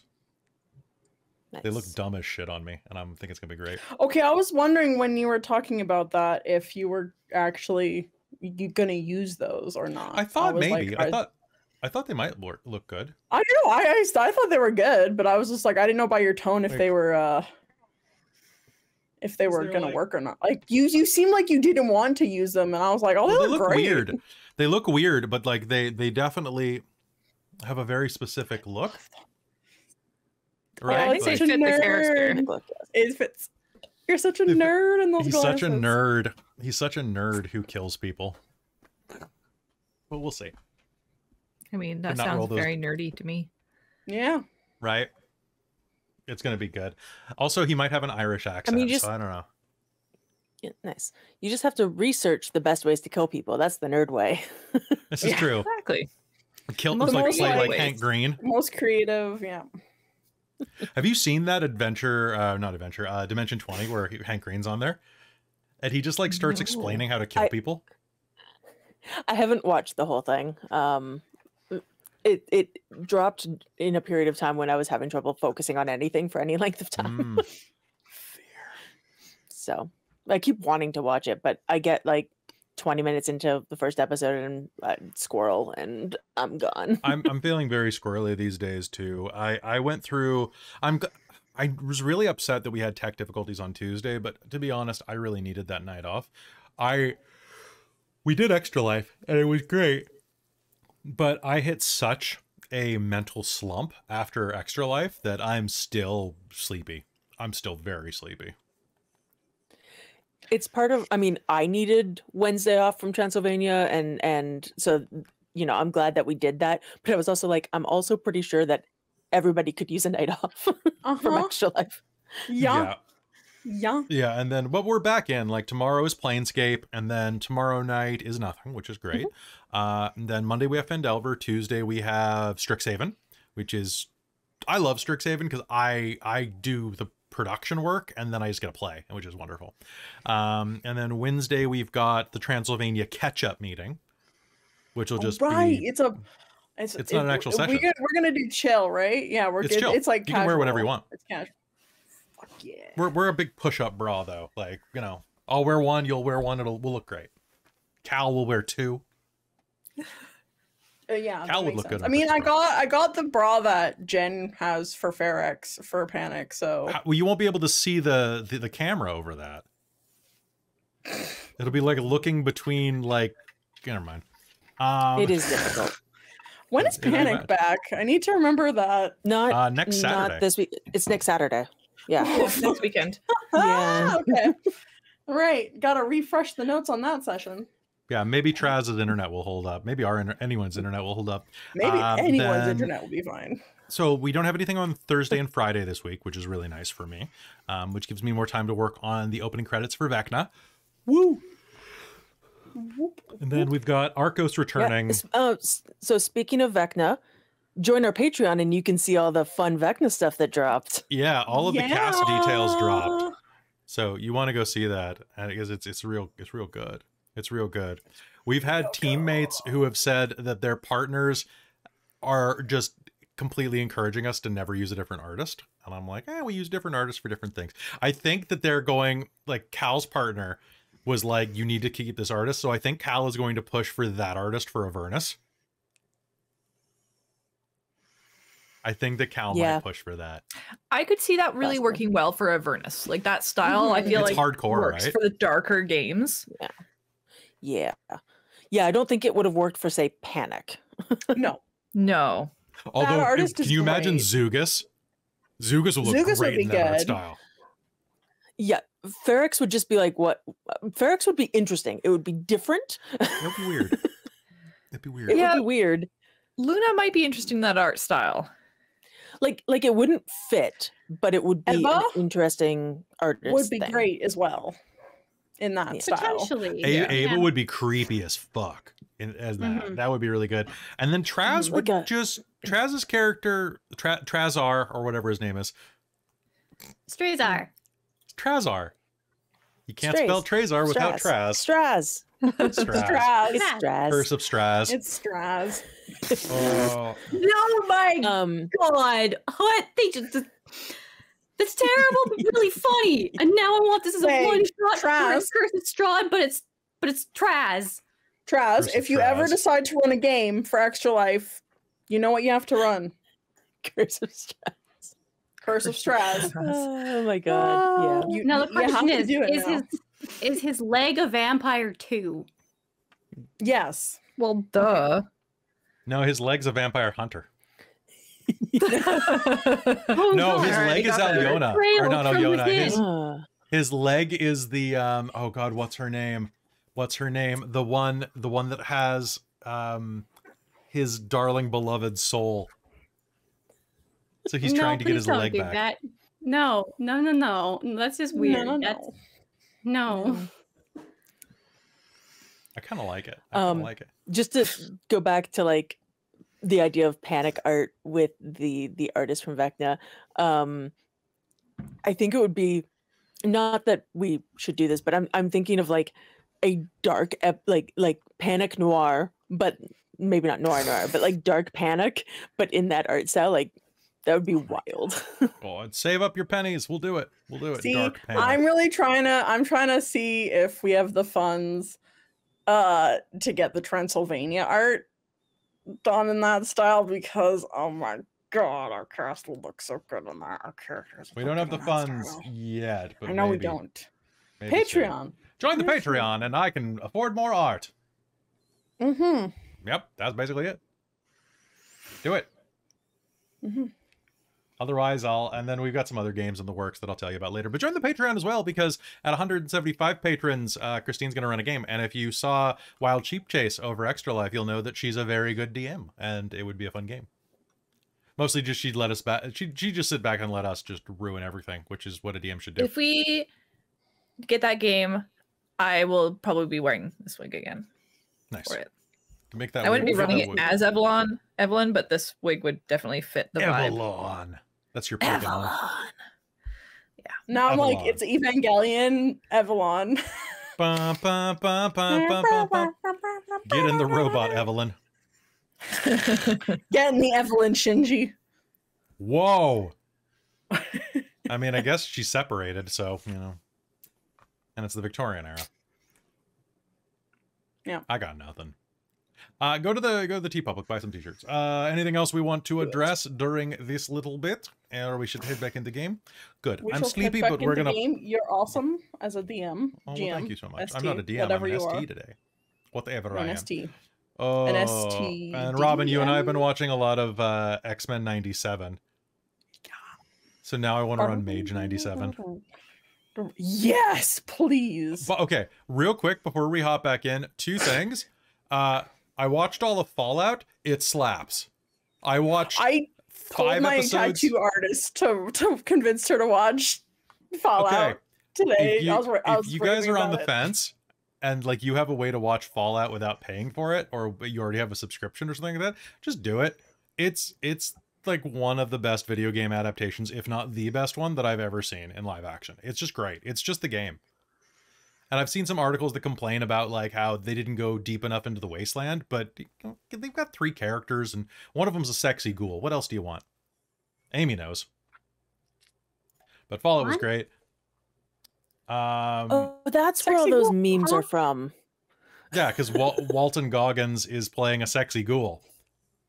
I don't know who that is, but all I've seen are the memes basically being like, men complain that women want all these things when really they want this. Yeah. It's like sexy cool. Oh, I've seen that meme. Yeah. Yes, right? I've been seeing it as well in TikToks, but then it gets followed up with the TikTok of the lady going, yeah, guys don't understand women being single by choice because they're not single by choice. Fair. Yep. And I'm like, shade thrown. And the other thing is that, like, I'm a big connoisseur of animation. Like, I really love my animated shows. I did not want to watch X-Men 97. I really didn't. I was like, there's something about this I really don't want to do. And I think it was I was afraid, because as I was watching it, I realized how much of an impact X-Men had on me as a child. And then I had these flashbacks where I'd repressed how many X-Men comics I had, how many subscriptions to X-Men comics I had, all of the details that I could like pull out of at a moment's notice about these characters that I'd completely forgotten about. Yes, and you just called me a weeb in the chat. Yeah, true. I mean, what a fancy way of saying that. I'm an animation connoisseur. No, I'm just a loser that loves cartoons, okay? But so I was really reticent to go into it. And after watching it, shit slaps, yo. Like, holy crap. Episode 5 is one of the best animated things I have seen that isn't an anime in probably 10 years. Nice. It's great. And no spoiling Dungeon Meshy in the chat. You already did it once. All right. Speaking of which, we got to get those costumes done for Otafest. Oh, we're Amy. waiting on them to show up. That's true. Amy, do you want to be a dwarf? Not particularly. I Don't haven't lie. watched You it don't yet. wanna It's on do my all the list. upskirts? That's No? true. Maybe I should do that and you should be Laos. All right. I'm planning on traveling very light and not bringing cosplay. Fair. That doesn't even Yeah. matter that you didn't see the episode you spoiled. You still spoiled it. It doesn't matter if you saw it elsewhere on the internet. I see all sorts of things on the internet I don't tell you about. Anyway. All right. Yeah, I just realized from what Amy just said that the first time I'm going to cosplay at a convention, I've picked hard mode of having to take it to a convention out of town from where I live. Yep, and fly in. Same, Yep. same. My first big convention, first time cosplaying convention, and yep, taking it out of Dude, province. Okay, when back in like 2001, I actually flew across the country in my Fushigi Yugi cosplay. People thought I was a Hare Krishna. It was pretty great. All right, you folks ready to head back into game? Yep. All right. All right, let's head back in. Let's crack our necks. Oh, God, I'm so cricky today. Let's do it. It's so hard to crack a neck with a heavy wig on. That's fair. I know. I know. This Without thing it is falling off. immense. It's size of your head at this It's the size point. It's hard, man. Mm-hmm. And yeah, good job cosplaying as a human. It's hard. Hello and welcome back to Mage the Ascension the Victorian Age here on Dork Tales. As you all sit around the table with Captain Beaumont, we'll just call him Captain Beaumont to make things easier for everyone else. The menus are placed in front of you, and you can see what is being served tonight.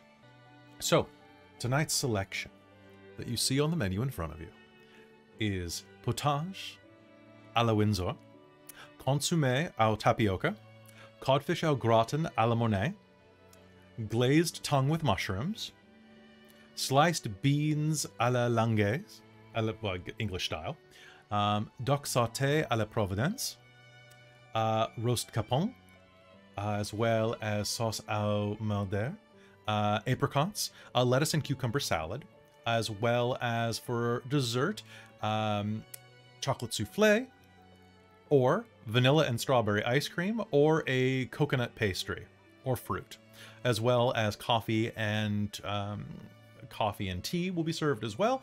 And if you'd like to order, there's also roast beef. So these are your options. So for the first dish, it is either potage à la Windsor or consommé au tapioca. Then there is codfish, and so on. And this is actually, I love this, I was actually able to find a menu from the SS Kaiser Wilhelm de Gross of the Noordischer, I guess the North Dutch. And yeah, this is an actual menu from May of 1900. So there you go. Enjoy. Oh, that's cool. Ew. And I butchered all of it because it was all in French. I was gonna say, do we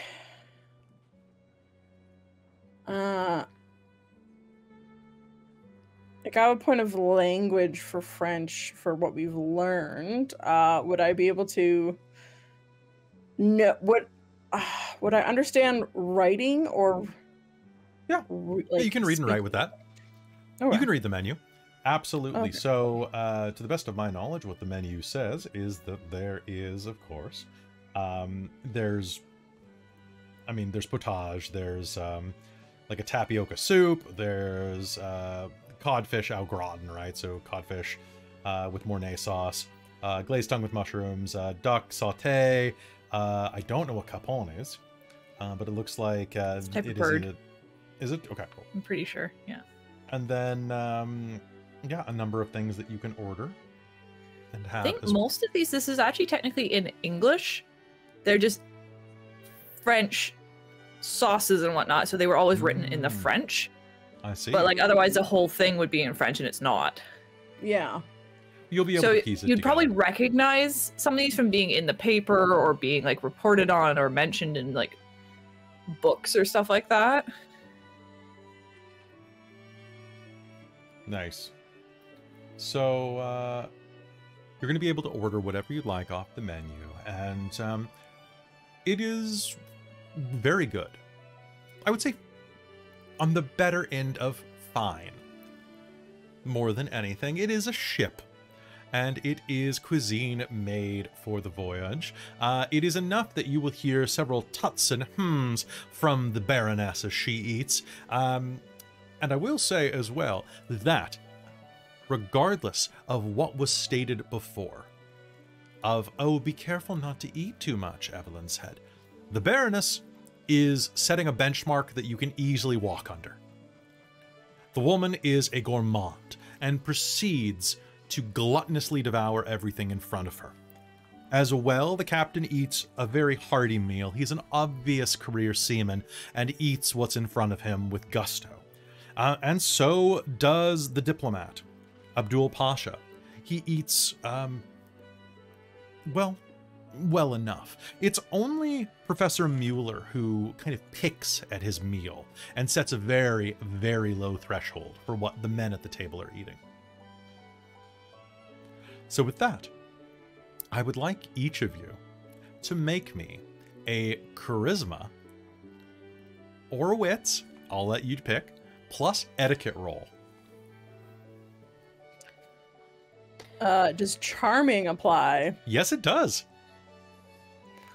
What if you have no dots in etiquette? Then it is a +1 difficulty. Because Okay. it is in the middle column, right? Yeah. Okay. So it's So going I'm to be... guessing. I'm guessing that crisis mode in this case doesn't apply for wits. Do you have any points of etiquette? No. I'll allow it. Awesome. Okay, let's do this at a difficulty of 7, 8 if you don't have the skill. Okay, so I have bold under charisma. Would that apply? Sure, it could. So would this be considered a social feat? Yes. I would like to deploy my enchanting feature of my enchanting eyes Oh. to just charm everybody. Okay, so does that add dice or give you a difficulty break? It reduces the difficulty by 2. Okay, give it to me at difficulty of 5, please.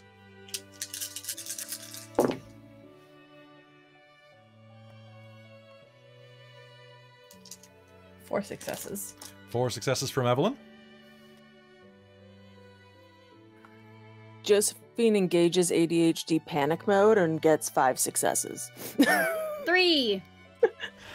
3 as well from Darcie. I had a 10 that kept re-rolling, so Darcie's trying to be charming as fuck. I rolled have 3 9s, 2 10s, and a 7, which I didn't count because my difficulty was 1 higher. You have a fantastic meal. Josephine, you basically mirror the captain.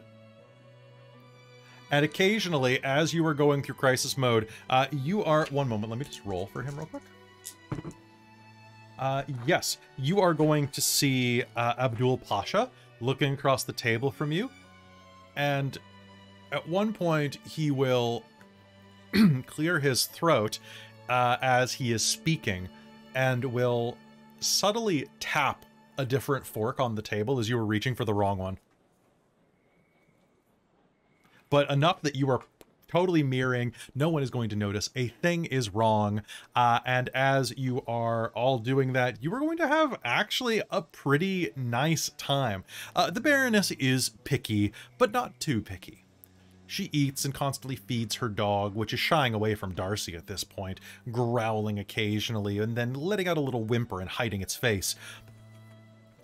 The, Abdul gives you, or Mr. Pasha, gives you some just generic advice about places to go and avoid in Cairo and Alexandria, and asks you a simple question of, "Sir, once you make it down into Alexandria, if you're proceeding further, have you decided whether or not you are taking the rail or taking a riverboat?"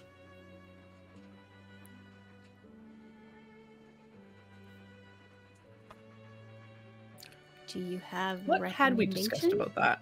I think you decided you'd rather take a riverboat. I think it was that Josephine wanted the boat. Yeah, I think we're giving Josephine more boat time.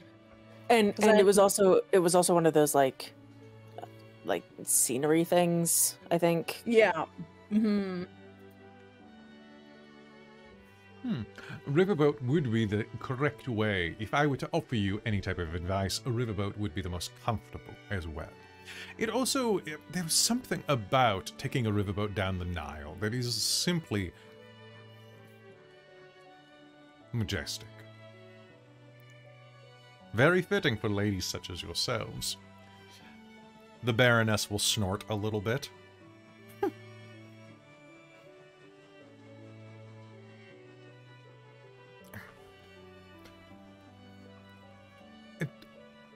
Sorry, did some food get caught in your throat or something? Is something bothering you? Excuse me, your English accent is very thick. I cannot understand what you are saying.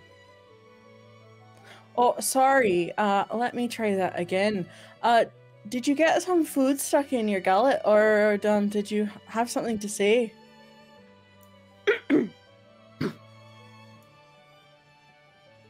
She glares at you for a moment, a bit of tension arcing across the table like a lightning bolt.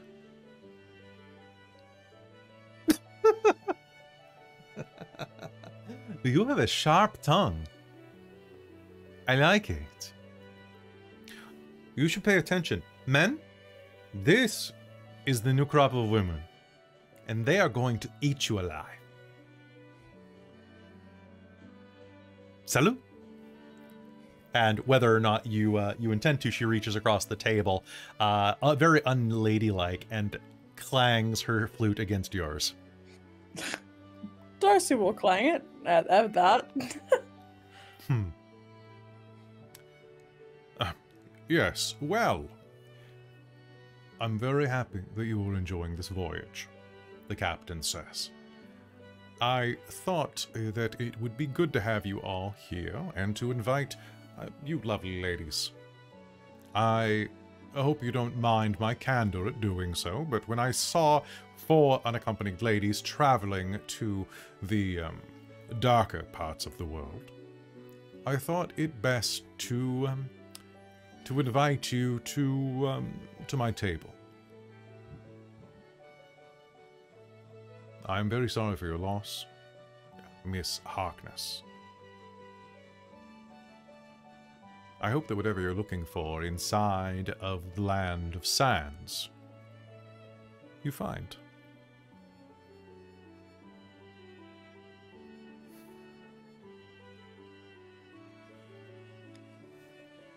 I appreciate your generosity and welcome at our table, at your table. And I'm sure I'll find the answer. Don't necessarily know what I'm looking for yet, and I think that's the fun part of the journey, is realizing what you're missing. Healing. Should there be anything that can be done on this voyage, please do not hesitate to let us know. It is only 2 days, but those days may as well be in comfort before you're inside of the land of the blazing sun.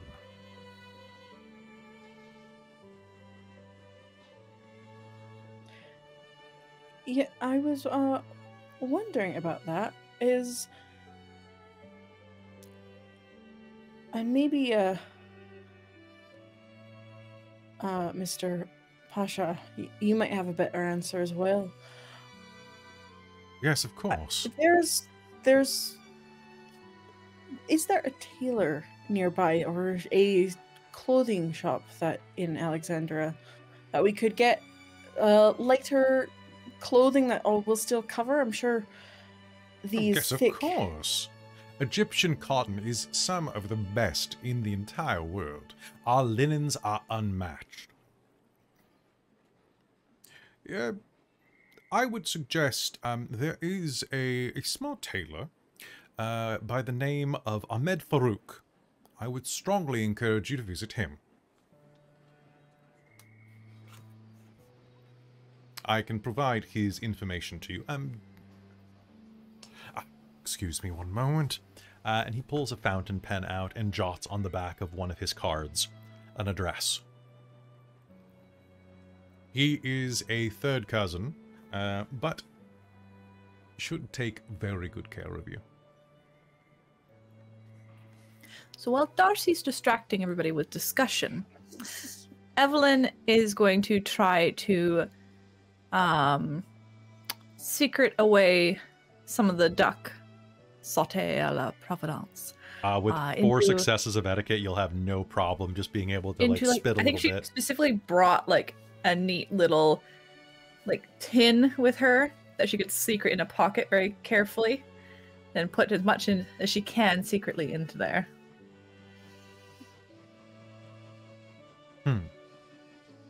You easily can do so. And as you are doing that, the courses are going to be cleared away, and the waiter is going to come over. Now, ladies, have any of you ever had iced cream?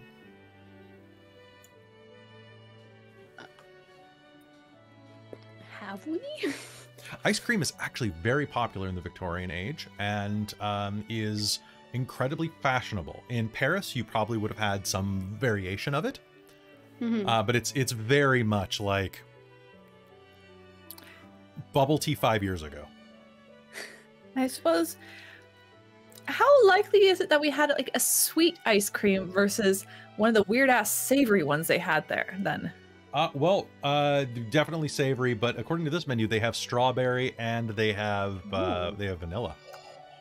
Yes. Would, because I've heard of like Parmesan ice cream before, and I'm like, I will still say that some of the best ice cream I have ever had was strawberry and balsamic vinegar ice cream. Also I mean, good. I can see that. Yeah, there was also one that had like goat cheese in it that was kind of iffy, and with pepper. It was pretty good, but still weird. Would Chastity maybe have had some, well, like in New York with Amelia? I think so. Okay, so yeah. Okay. Darcie's gonna see strawberry, and now that she doesn't, I forgot that this was an initial flaw for Darcie, but she was allergic to strawberries, and through her seeking, she got unallergic to them. So I think Darcie will see strawberry ice cream on the menu and just like,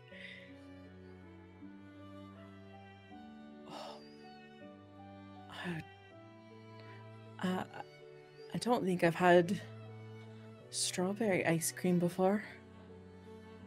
Yes, well, ice cream for each of the ladies. Strawberry, vanilla, we could say, and for the gentlemen, of course. And great, thank you so much. Now, Miss Goodwin. What is it that you do? Are you, what captivates your interest? Well, I studied under the church, and most recently was in a lady's companion in New York. Ah, New York. I've never been. It seems like quite a adventurous place.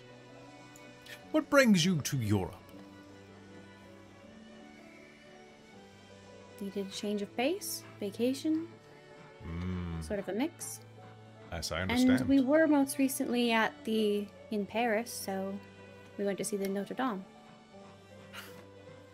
It seems that you are getting quite a taste of the world. And, Miss Miss Bonnie. So yeah, you were introduced as Bonnie, not Carrington. So, I just chose the first piece of that name that I could remember. So whatever would make more sense. Miss Bonnie. No relation to the pirate. No.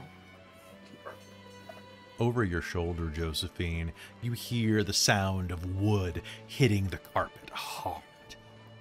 Like a cudgel. Or, no, it's a peg leg. And leering over your shoulders that only you can see, you're going to see a lolling silver eye and a gapped mouth. Maybe you're closer to a pirate than you think. I bet you could take the silverware. They're not even paying attention to you, not really. They're looking at your eyes. They're not looking at your hands. Look at this one. Thinks he's a sailor. He's a Frenchman that speaks like a Brit. You quite all right, Miss Bonnie? Yes, fine, thank you.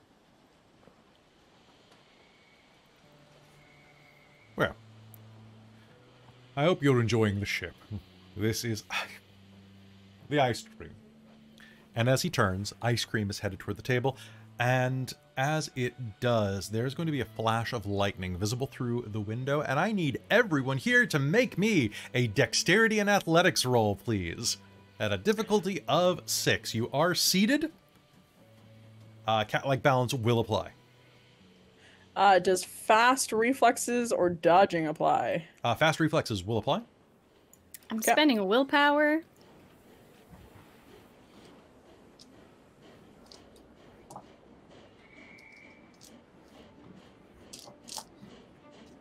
You said that was difficulty 6? I do say that, yes. Then 3. 3. That is great. 4 for me. 4 for me as well. I'm struggling. I'll be there in a second.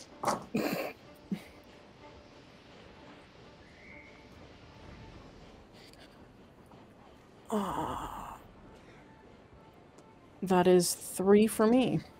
Okay, everyone here succeeded, and I'm going to spend a drama bomb. Darcie, the lights overhead are going to shift, and as the boat careens, it is going to get picked up by a wave and go at a 30-degree angle, smashing back down. There's going to be a shriek from the assembled patrons. Glasses, dishes are going to shatter on the floor. The music is going to stop playing as the band gets kind of thrown across the floor. And Darcie, in the darkness, a shape launches itself toward your face with a loud shriek. What do you do?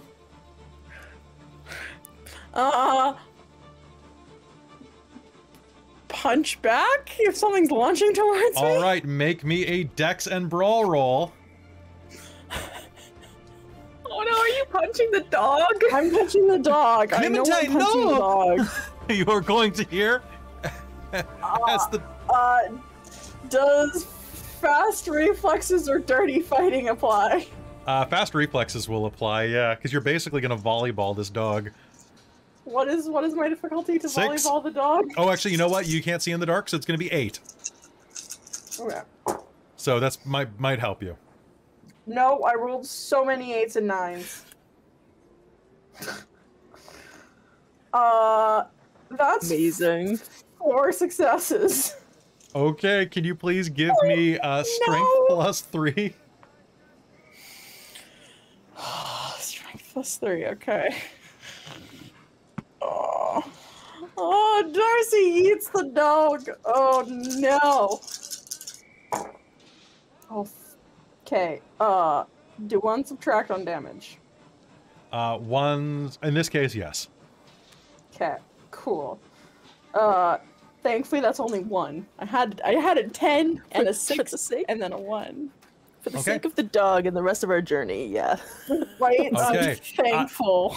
The lights are going to cut as the steam power inside of here, the candles are going to be snuffed, the oil lamps are going to struggle with this sudden jostling as well, and there is going to be a yelp as a dark shape flies toward your face and you bat it out of the way. You are all going to hear the sound of a dog yelp and then clattering as it hits the table, rolls through your ice cream, scrambles up and starts panicking in the dark.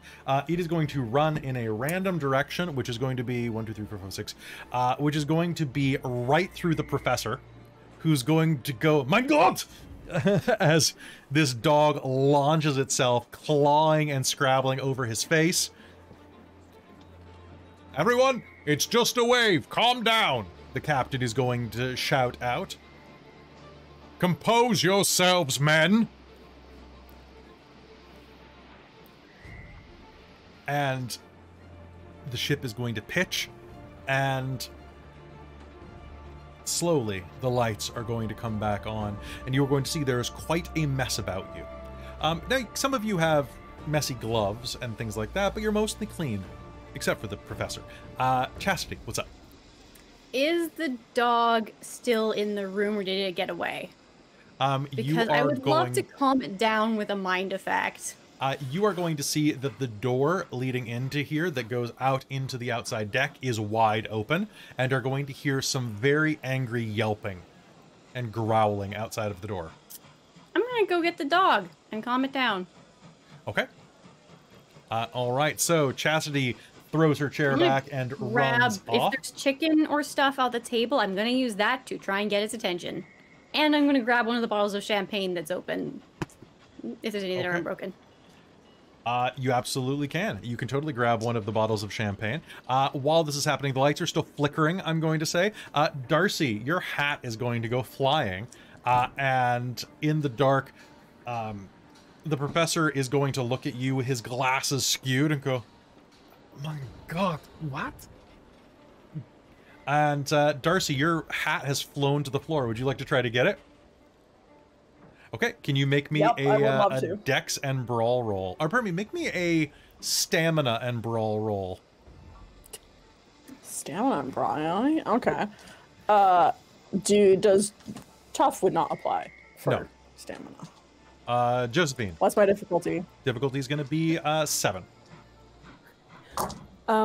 While the lights were out, or while they're flickering, and while people are distracted by all the shit, could I steal some silverware? Because I failed a willpower check to do so. Okay, I would like you to make me a dexterity and ooh, what do you think? What do you got for me? I don't Streetwise? know much that's good for this. I have a point of streetwise, but I can do that. Sure, let's do it.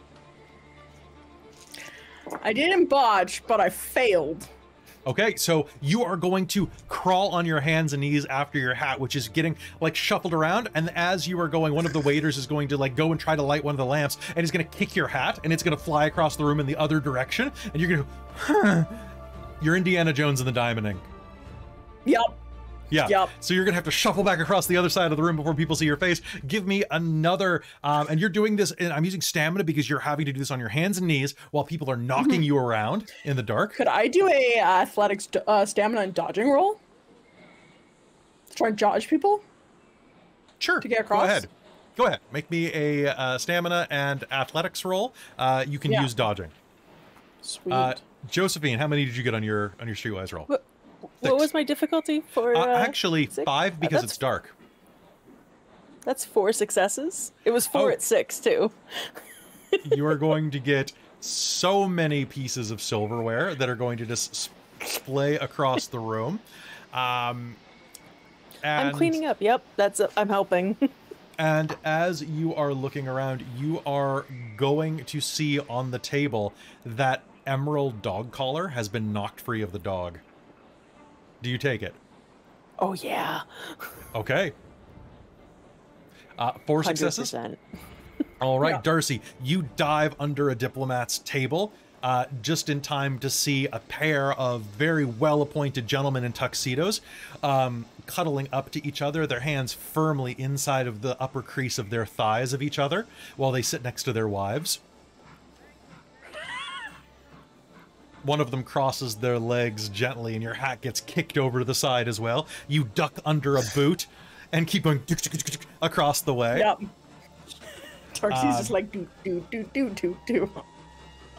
And you are going to swoop up your hat and put it back on the second that the lights stabilize. Evelyn, what are you doing during this chaos? I don't know. Do you have any suggestions for something that would be good / funny that I could be doing? Besides maybe stealing more like duck for Bram? You could steal an entire duck for him if you wanted to. You could. You're going to see that the professor's glasses have been knocked off his face and have been completely crushed by a running individual. Suggestion: if you have any potential material components or whatever, do something science / magic-y to the professor to just, like, I don't know, light a shirt on fire or something. Yeah, I don't know. so that's my suggestion. Yeah, because he saw Darcie's face, so maybe, like, I don't know, some sort of distraction. Or I just thought more like, you know, revenge for the insinuation that. That's true. Yeah, get revenge on the. I'm only good at chemistry because I'm a woman in the kitchen. Yeah. Throw like a drink on him or something on his crotch and make it like super stainy. I think potentially Evelyn will just shriek and fling whatever drinks in her hands up towards his face so that then nobody's going to believe that he saw anything because his eyes are full of like alcohol or something. Okay, can you please do me a favor and make me a dex and let's go dex and brawl. Crap. Sure it can't be melee because I'm using a weapon? I'll allow it. Yes, okay, I have those dice. Difficulty? Difficulty of we're gonna say 8 because the lights are still off. Okay. Holy shit. Well, that's 3 10s and a 9, so 4 successes. Okay, so what are you grabbing to throw in his face? Probably... You know what? Was Darcie sitting next to me? Yes. Her glass of whiskey. Okay, I'm not throwing the glass, just the whiskey. Because that will make his eyes blur and burn. Okay, so you're gonna hear him say, "Mein Gott!" Ah! As your glass hits him. His glasses shatter underneath the boot of a passing waiter. He's going to grab at his face and stand up, causing a series of basically pile-ups as people trip over his legs, and he ends up at the bottom of a dog pile of 3 different stewards. Which is plenty of distraction for Josephine to yoink. And I will happily also see how much I can fit into what I have on me of duck. Question for you though. Yes. What would it take to essentially make a bag of holding in Mage?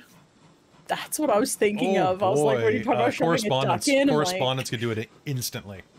Okay, so I need to buy up correspondence then. I have a bunch. We could work together. Science All right. SWAT. I need a tin of holding, Jen. Okay. Something I could just like a little like coin purse I can fit in my pocket that I can just fill with crap. Okay, this is Mary Poppins. You have your umbrella, then you have your bag. Well, Evelyn is Mary I Poppins. already said that my bag seems to hold more than it should. But Yes. my bag. Because I was leaning in for all my equipment. So, but All right. I need a handheld one now. All right. Meanwhile, out on the ship deck, Chastity, can you do me a favor and make me a stamina and athletics roll to chase this dog?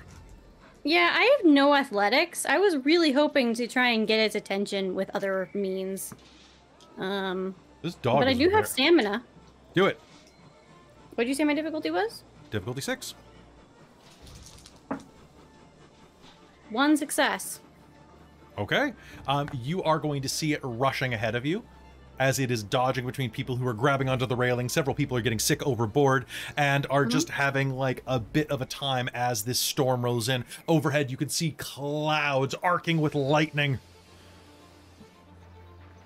And you can see the dog going.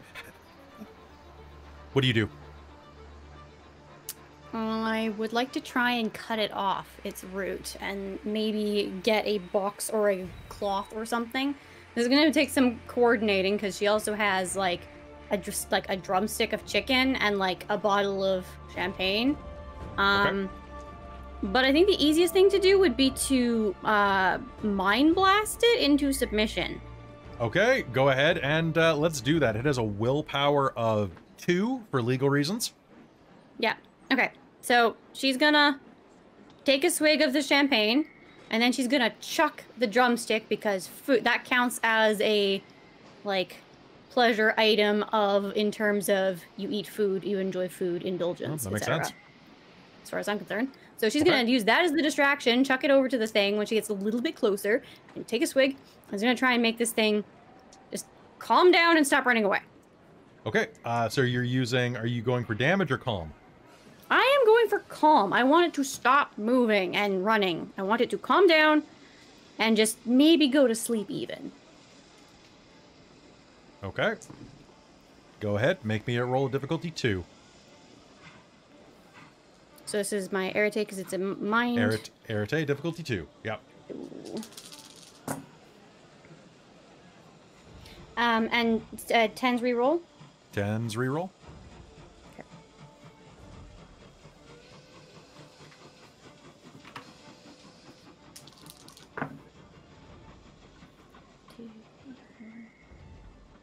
6 successes.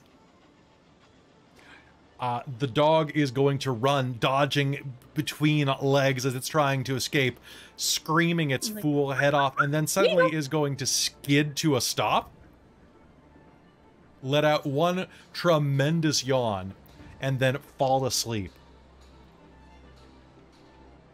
Only to immediately start to be kicked around by like a shuffleboard piece by these people dodging around in the storm. Hey. The dog is going to get booted and is going to slide across the deck toward the edge of the railing. I'm still gonna grab asleep. it. I'm gonna yell at the people who are kicking it to stop fucking running around, and I'm gonna go grab it. Can you please If make I me have a to use my dex? correspondence 1, I will absolutely do that. You need to make me a dex and athletics roll to dive and catch the I'm dog. spending before it rolls up. willpower. Okay. I This have it out poor for this dog. I feel no. What was I my feel difficulty? sympathy, yet no smoke. Difficulty to dive and grab the dog. I'll say difficulty 6. That is 2 successes. No, 3 with the willpower. Okay, 3 with the willpower. You are going to dive forward and skid on the water slick deck, and are going to slam your shoulder into the railing before you can go over the edge. The dog is going to slide and go boom right up against your breasts, and then is going to go. I'm gonna distract And it look with up at you with food if it stoner wakes eyes. up.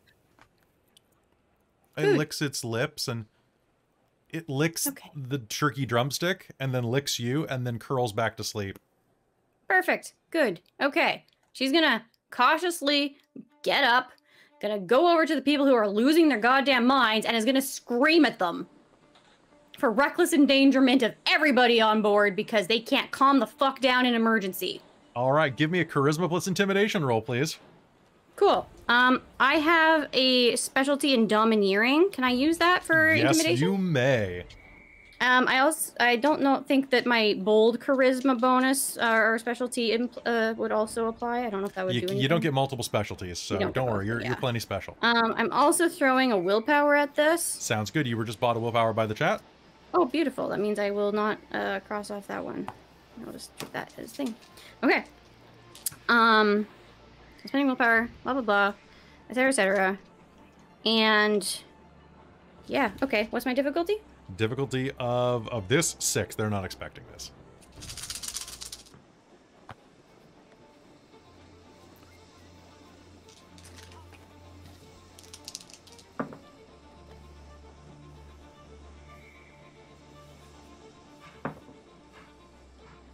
All right. Okay. So, are you still cradling the dog in your arms? Oh, absolutely. And yeah. So that is a total of 1, 2, 3, 4, 5 successes. 5 successes. It is a husband and wife couple that were panicking, as well as one of the ship hands, a young boy of about 14. And they were all bumped up against each other in the middle of this. As the ship is still careening back and forth, you lay into them, holding this dog against your chest with a barrage of just... What is it? What do you say? Basically, what sort of idiots let go of anything that can give them proper balance on a boat in a storm? Go grab onto something and stop moving around, you absolute fucknuts. Well, I never. Yeah, well, I never either. You almost killed a dog. What sort of cruelty? This would be entirely on you.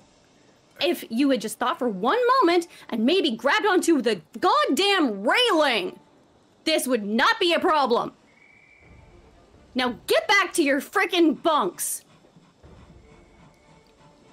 The white drains off of their faces, leaving them ghostly transparent with that. Nothing but the painted hue of rosy cheeks on the wife there, which is of course not exactly normal for certain parts of Europe at this time.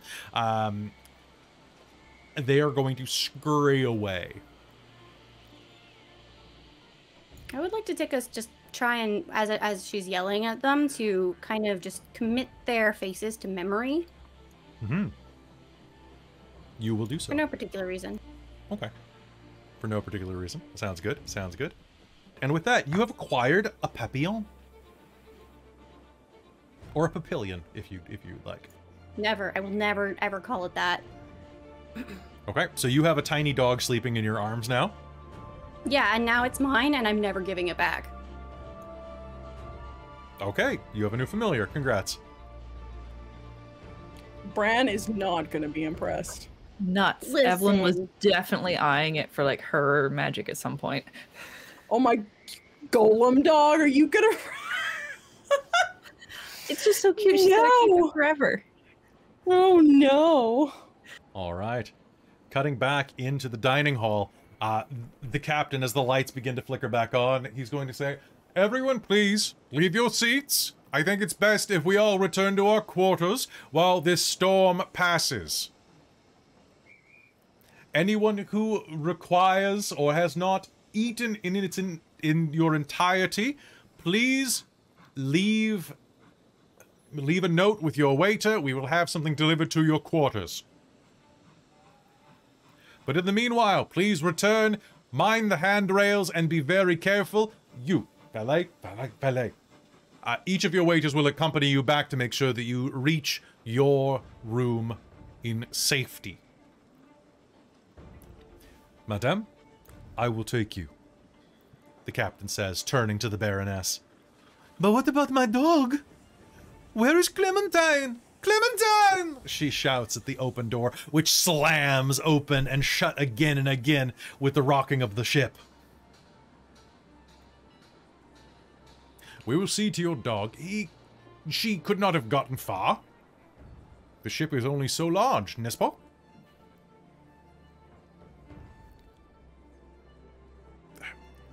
"Are you going to be quite all right?" He turns to look at the remaining three of you. "If it would not be too much trouble, I could escort you back to your rooms," says Pasha. Thank you. Of course, it seems that the professor is having a bit of difficulty. Unfortunate circumstance with your glasses there, old chum. He holds the broken glasses up. Shut. Darcie comes back from like across the room, tries to like dust off her like outfit or clothes. You've got like from, ice cream all over, ice creams all over your knees. You've got like shards of porcelain in the side of your hat. Yeah. Well, perhaps we should make our way back now. That would be quite good. It was quite. You were quite thrown, Darcie. It was. I lost my balance. It was just quite an ordeal, and I'm feeling quite faint from it. Well, Here, please, if you would give Darcie your support. of course. I'll be Lady? quite able to manage. Thank you, sir. If you're feeling unsteady on your feet, I don't mind making multiple trips. Not at all. I'll follow along behind you. I imagine that Miss Bonnie is quite adroit, however, if you do need support. Very steady on your feet, are you not? I tried to be. You are an interesting one. Allow me to just say it this way, he says as you leave the room. I am an other in these... Yes. Sorry, I just wanted to say, as we're going, if there's a table that still has like, I don't know if bread baskets were a thing, but I'd grab a basket. You just want to grab a bread basket? Yeah, you can grab a bread basket. No worries. So as you're grabbing that, he'll turn and say, "In the continent, I am something of an other. It seems that you are as well." What sort of other do you mean? And those in Europe see me as somewhat exotic. Because of my heritage, I'm treated like a bit of a foreign devil. There's a mystique to it, but a tiresomeness. I can see the same thing in yourself, Miss Bonnie.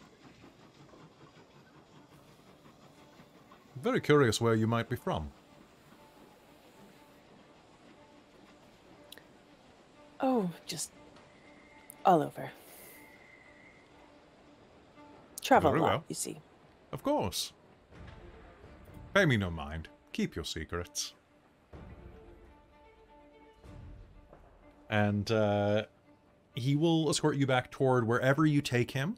It doesn't have to be your room specifically, but if you take him back to your room, he will just escort you there. Make sure that you get to the door all right, and we'll not look inside, but we'll wait until you're inside before leaving.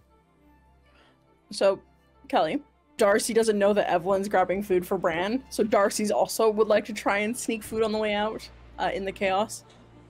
I'm Because going to she say does that not you know can that. just do so. Sweet. You, Because, yeah, you, she like, doesn't know that Evelyn grabbing has food to is deal the with her least... cat, which is great. And Chastity, are you making your way back to the room as well? Yep, she's not gonna head back to she's just gonna head straight there. Okay. So inside of the room, the door is going to open. And Bran is going to look down from the top bunk. Ugh. It took you long enough. You smell like... He's going to let out a hiss and a yarl. You're not gonna make this a thing, are you? You brought a dog into my room. I assume that's a dog, what? not Look, some type it's of... so cute. Just like lifting it up and like it's like sleep if it's still asleep. And, like, And that is the dog moment the has door is murder. going to open, and you're going to see that your friends are standing there looking at you holding the dog up to Bran. Why do you have that murder dog?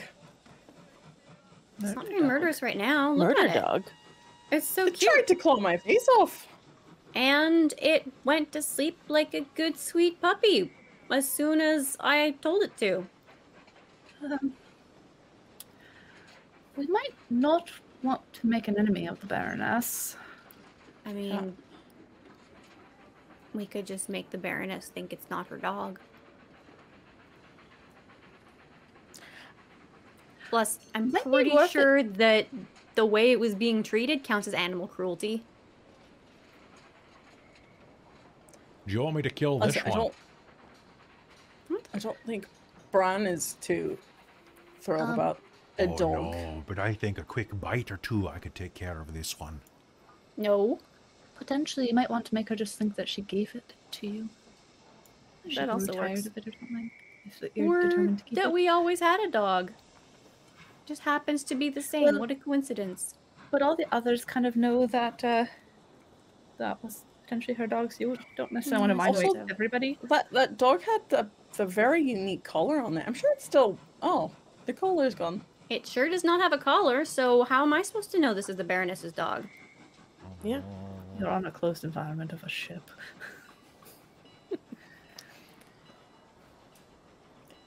Could color its fur. Did you bring me food? Yeah, of course I did.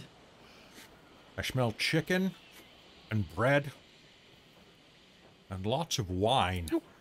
Bread. I And brought you bread. smell like strawberries and vanilla and curdled cream Well, and yeah, brandy. I had a bit of a mishap Did you smell on the the duck? floor. Yes, duck. With Mornay sauce. And she will present him with the little package of duck. As agreed. Is this adequate on top of what your lady has provided? Great. What are you doing? Deal with my cat. He's agreed to provide a service for me. Are you sure It's the not right dog here, isn't I enough? bet Well, I think Chastity's rather attached to it, so I don't think I could use it. No accounting for Nope. taste. I would still like a rat. Fine. A rat it shall be. I'll have it by the time you're you. back from the chaos of the fight you're headed to. What? Oh, What? below stairs. Do you think that's still going on with the storm? It probably made it interesting. Might make it a little Oh, uncertain. We could go see. Yeah, I'm just gonna need a quick minute, and then I'll be ready to go.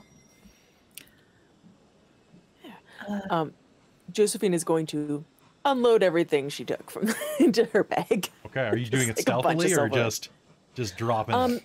She's trying to deal with the collar stealthily, but masking it with all of the other silverware, being like, Okay, so you're gonna see Josephine just like start dropping things, like clang, clang, clang, like forks and stuff. And you were worried about the dog? She just committed full-on robbery. Listen, as long as we don't commit arson on the boat, we're fine. Well, I Please mean, don't yeah, I'm say that. downgrading. All right, let me I feel out, like that and I'll level of bring you. larceny might be like a felony. Well, let me A out, what? and I'll bring you back a rat. Evelyn will crack the door for him. And he will scurry out. Darcie would like to Mr. Darcie. Okay, how do you do this? I think she's going to quickly go. Do we have a private? We have like a bathroom in our cabin, right? You have a Or like a dressing area, like a you have a clothing- dressing area. You have like probably a sink. Okay. Anyway, Darcie's gonna try and go away from everyone else just to try and get a little bit of privacy, and she will strip down into the nude and grab some male clothes that she probably has borrowed from like initially either Teddy or Teddy's relatives, like from the house. She would have kept some male clothes, and so she'll change into them and then start arranging some animal like bones in a circle to start the ritual. She'll grab her mother's spell book and then start just a brief incantation to change herself into Mr. Darcie. Sounds good. It's going to be life 3. You're wanting duration, so this is going to be at a difficulty of 6. Okay.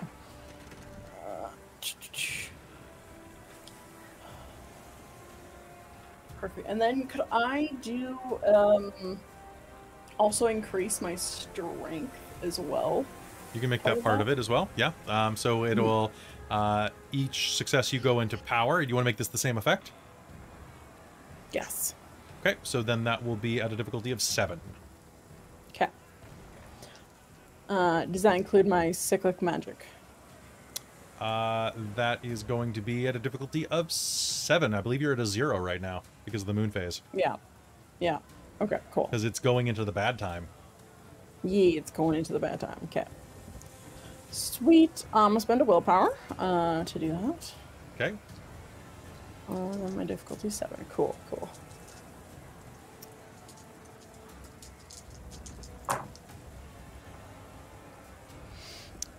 All right, that is 3 successes. At 7? Yeah.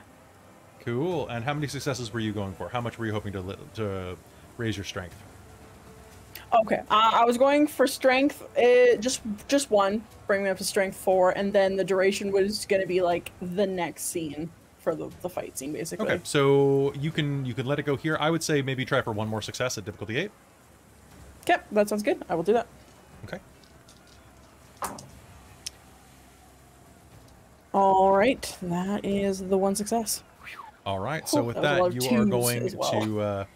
to run your hands down your body, anointing yourself with the oils and whatever other ceremonial things, and watch the soft feminine flesh melt away and be replaced by the hairy, like muscled frame of a red-headed Irish man. Mm-hmm. You'll even grow a couple of inches. Nice. All right, and with that, is anybody doing anything Is else? she able to like have a beard kind of and facial hair to kind of grow over a bit of the paradox. I'll say that lines you that can have she a bit of a has. beard, yeah. Okay, cool. Evelyn's going to ask Josephine about the idea of creating a small item that could hold much more than it appears to be able to, such that you could potentially hide the items that you have liberated, but also aid me in making a small, discreet container for my pockets. Yeah, I think that's possible. The it's just a slightly more complicated version of what I'd already done with my bag, which is more of a basically it's the correspondence to if you reach in and like it's not permanent on her bag, but you reach in and you find what you're looking for and just pull it out like it's from somewhere else, but it doesn't hold that much. So but I think it's either correspondence 3 or 4, and I have correspondence 3 at least to make an actual. So do you think we could potentially try and cast in conjunction again, since we've already done that once before? Like, would adding like prime to this like aid in making more permanents? There are two easy ways. You'd want matter. I would probably. I also have prime, so we could both use prime, and then you'd want matter. So you could use prime to make it a permanent effect. There are 2 ways to do it. That would be really, really easy. And Josephine would not need correspondence 4 for. One is to just create a pocket dimension with correspondence 4. That would be the easiest way. The second easiest way is to keep everything in a suitcase and then create a pocket that immediately reaches into that suitcase regardless of how far away you are. Okay. So basically a portable hole. Okay. So I could basically reach in and I could store like a bunch of cases and things like that in there. Yeah, you could even tie it to a specific room like in a warehouse. And so long as everything's within arm's reach, you could just grab it. And you could put it inside of something the size of like a pocketbook.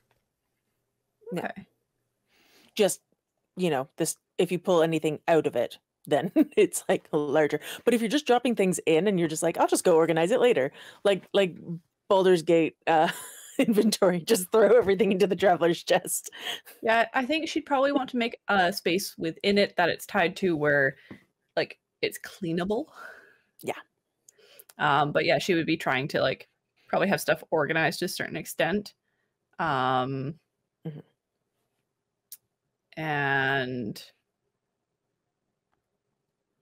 yeah, it kind of makes a space that she could kind of like store some things if she's trying to pick up multiple things at once and have flat pockets still.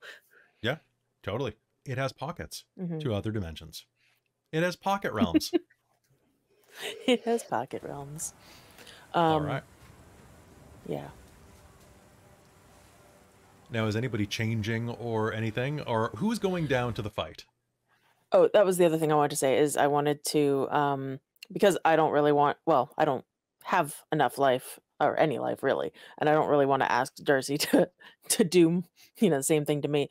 But I can't do it because the wig and the hat don't really work, but of course she wants to like tuck all her hair up into the hat and be like, do you want to just make yourself look more mannish? Yeah, I just want to look more mannish. Go ahead and give me a wits or dex, whichever one you prefer, plus subterfuge roll. Cool. Give it to me at a difficulty of, let me look at your art again real quick. Difficulty of 6. You can smear your makeup, if any. That is 3 successes. Okay. You can make yourself look like a younger boy. About 15, 16. That's all I'm going for. Yeah. Not a terrible thing. But you'll be able to do that. Anybody else doing anything? I don't think so. I think Chastity is happy to just like hang out and not deal with any of this. Although she might regret it once everyone leaves and feel like she's missing out and follow along later. I think Evelyn will change out of her nice clothing that she pulled out for the captain's dinner, that she's somehow kept clean, and is going to find plainest, cheapest outfit and probably something to cover her hair a bit so that she's not quite so obviously her. Okay. Make me a wits and subterfuge roll. 2 successes. 2 successes. All right. So you're going to be able to kind of cover yourself up and kind of disguise yourself so that you don't really resemble anything, anything noteworthy. You're definitely 2 different women on this ship. Definitely not one of the high-class ones. And with that, you can start making your way down beneath. Chastity, the dog, is going to stay with you, and it's just the 2 of you alone in this room as it starts to just snore. Very high-pitched and shrills. A little snot bubble coming out of one of its nostrils. Cute. The rest of you are going to make your way across the ship. Down beneath the deck, you can see that there are a series of men who are very nonplussed by the rocking of the boat. How do you get down? Do you just start storming down, Darcie? Yeah, I think Darcie's gonna, like, storm down, grab, oh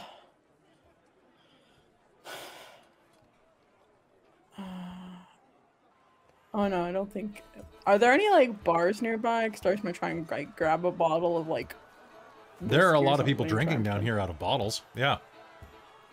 Perfect. Darcy's gonna try and find a bottle and, drink and pretend to, like, you know, he's getting into it and enjoying.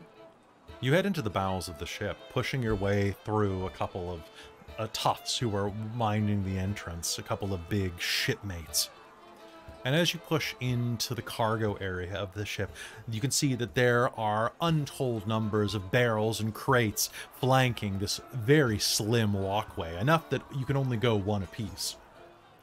And then on the other side, you can hear the sound of a fiddler breaking glass, and that sick sound of meat on meat, skin on skin, and the grunt of someone spitting blood.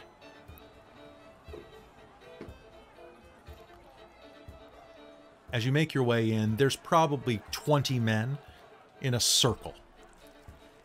It's a tight room. There are men and women in the crowd beyond, about maybe 35 in here total, looking down to the spectacle. In the center, you are going to see an immense man, the one from the dockside, Duncan the Hand. He's about 6'3", 6'4", made of solid muscle, stripped down to his breeches, suspenders dangling around his hips. He's one of the largest men you've ever seen, and one of the largest men you've ever seen half naked. He glistens with sweat and blood, and you can't quite see what's happening in the fight, because Darcie, you're still fairly short. As you all make your way through the crowd, can I get if you're trying to push your way through the crowd, I want you to go ahead and make me a stamina and streetwise roll to maneuver. If you are just trying to find a vantage point around, maybe on a barrel or something like that, no need at all. Can I use intimidation to just barrel through? Sure, make me strength and intimidation. Difficulty 7 on that guy. Okay.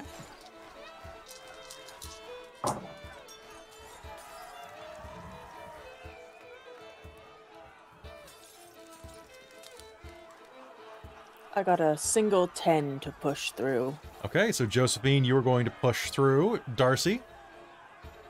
I got, I'm assuming powerful blows does not apply. No, not unless you're trying to throw people.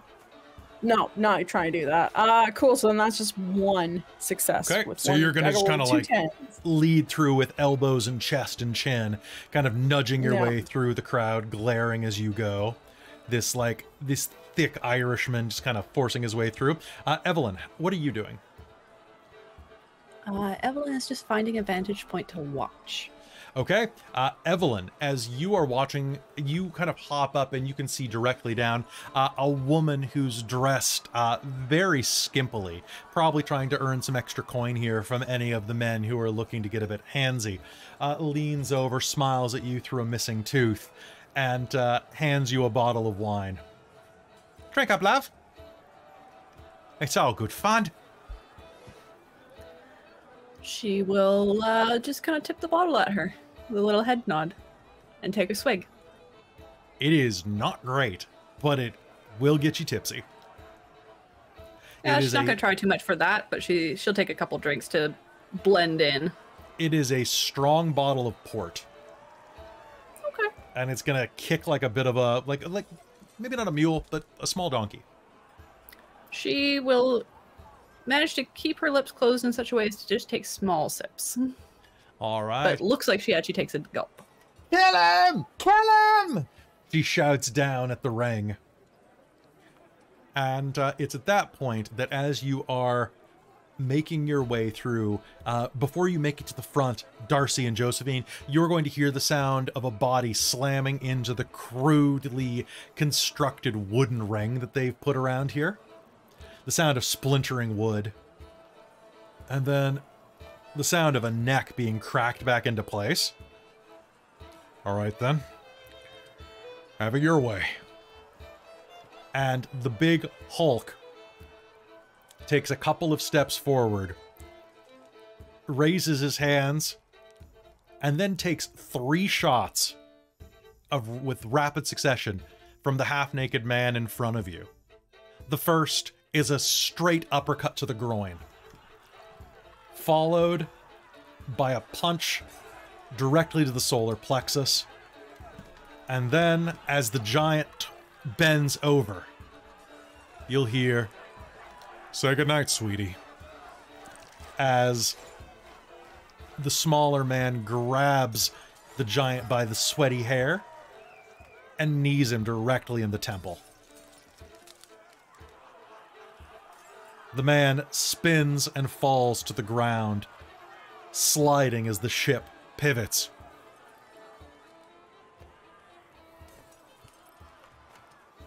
A short, fat woman leans into the center and says, "We've got a winner here!" Ah, fuck, I bet on the big one. Ah, you always got to bet on the small ones. The small ones are always double or nothing, I'll take my coin now. "The winner," she says, and leans down and grabs, "is our good friend. What was your name again?" The man stands up, spits a mouthful of blood out around a bruised cheek, and wipes his dirty hands on his pants. "Blackwood. Samuel Blackwood." He turns, looks at you and the rest of the crowd. "And I'm here for all comers." And I think that's where we're going to end game, Darcie.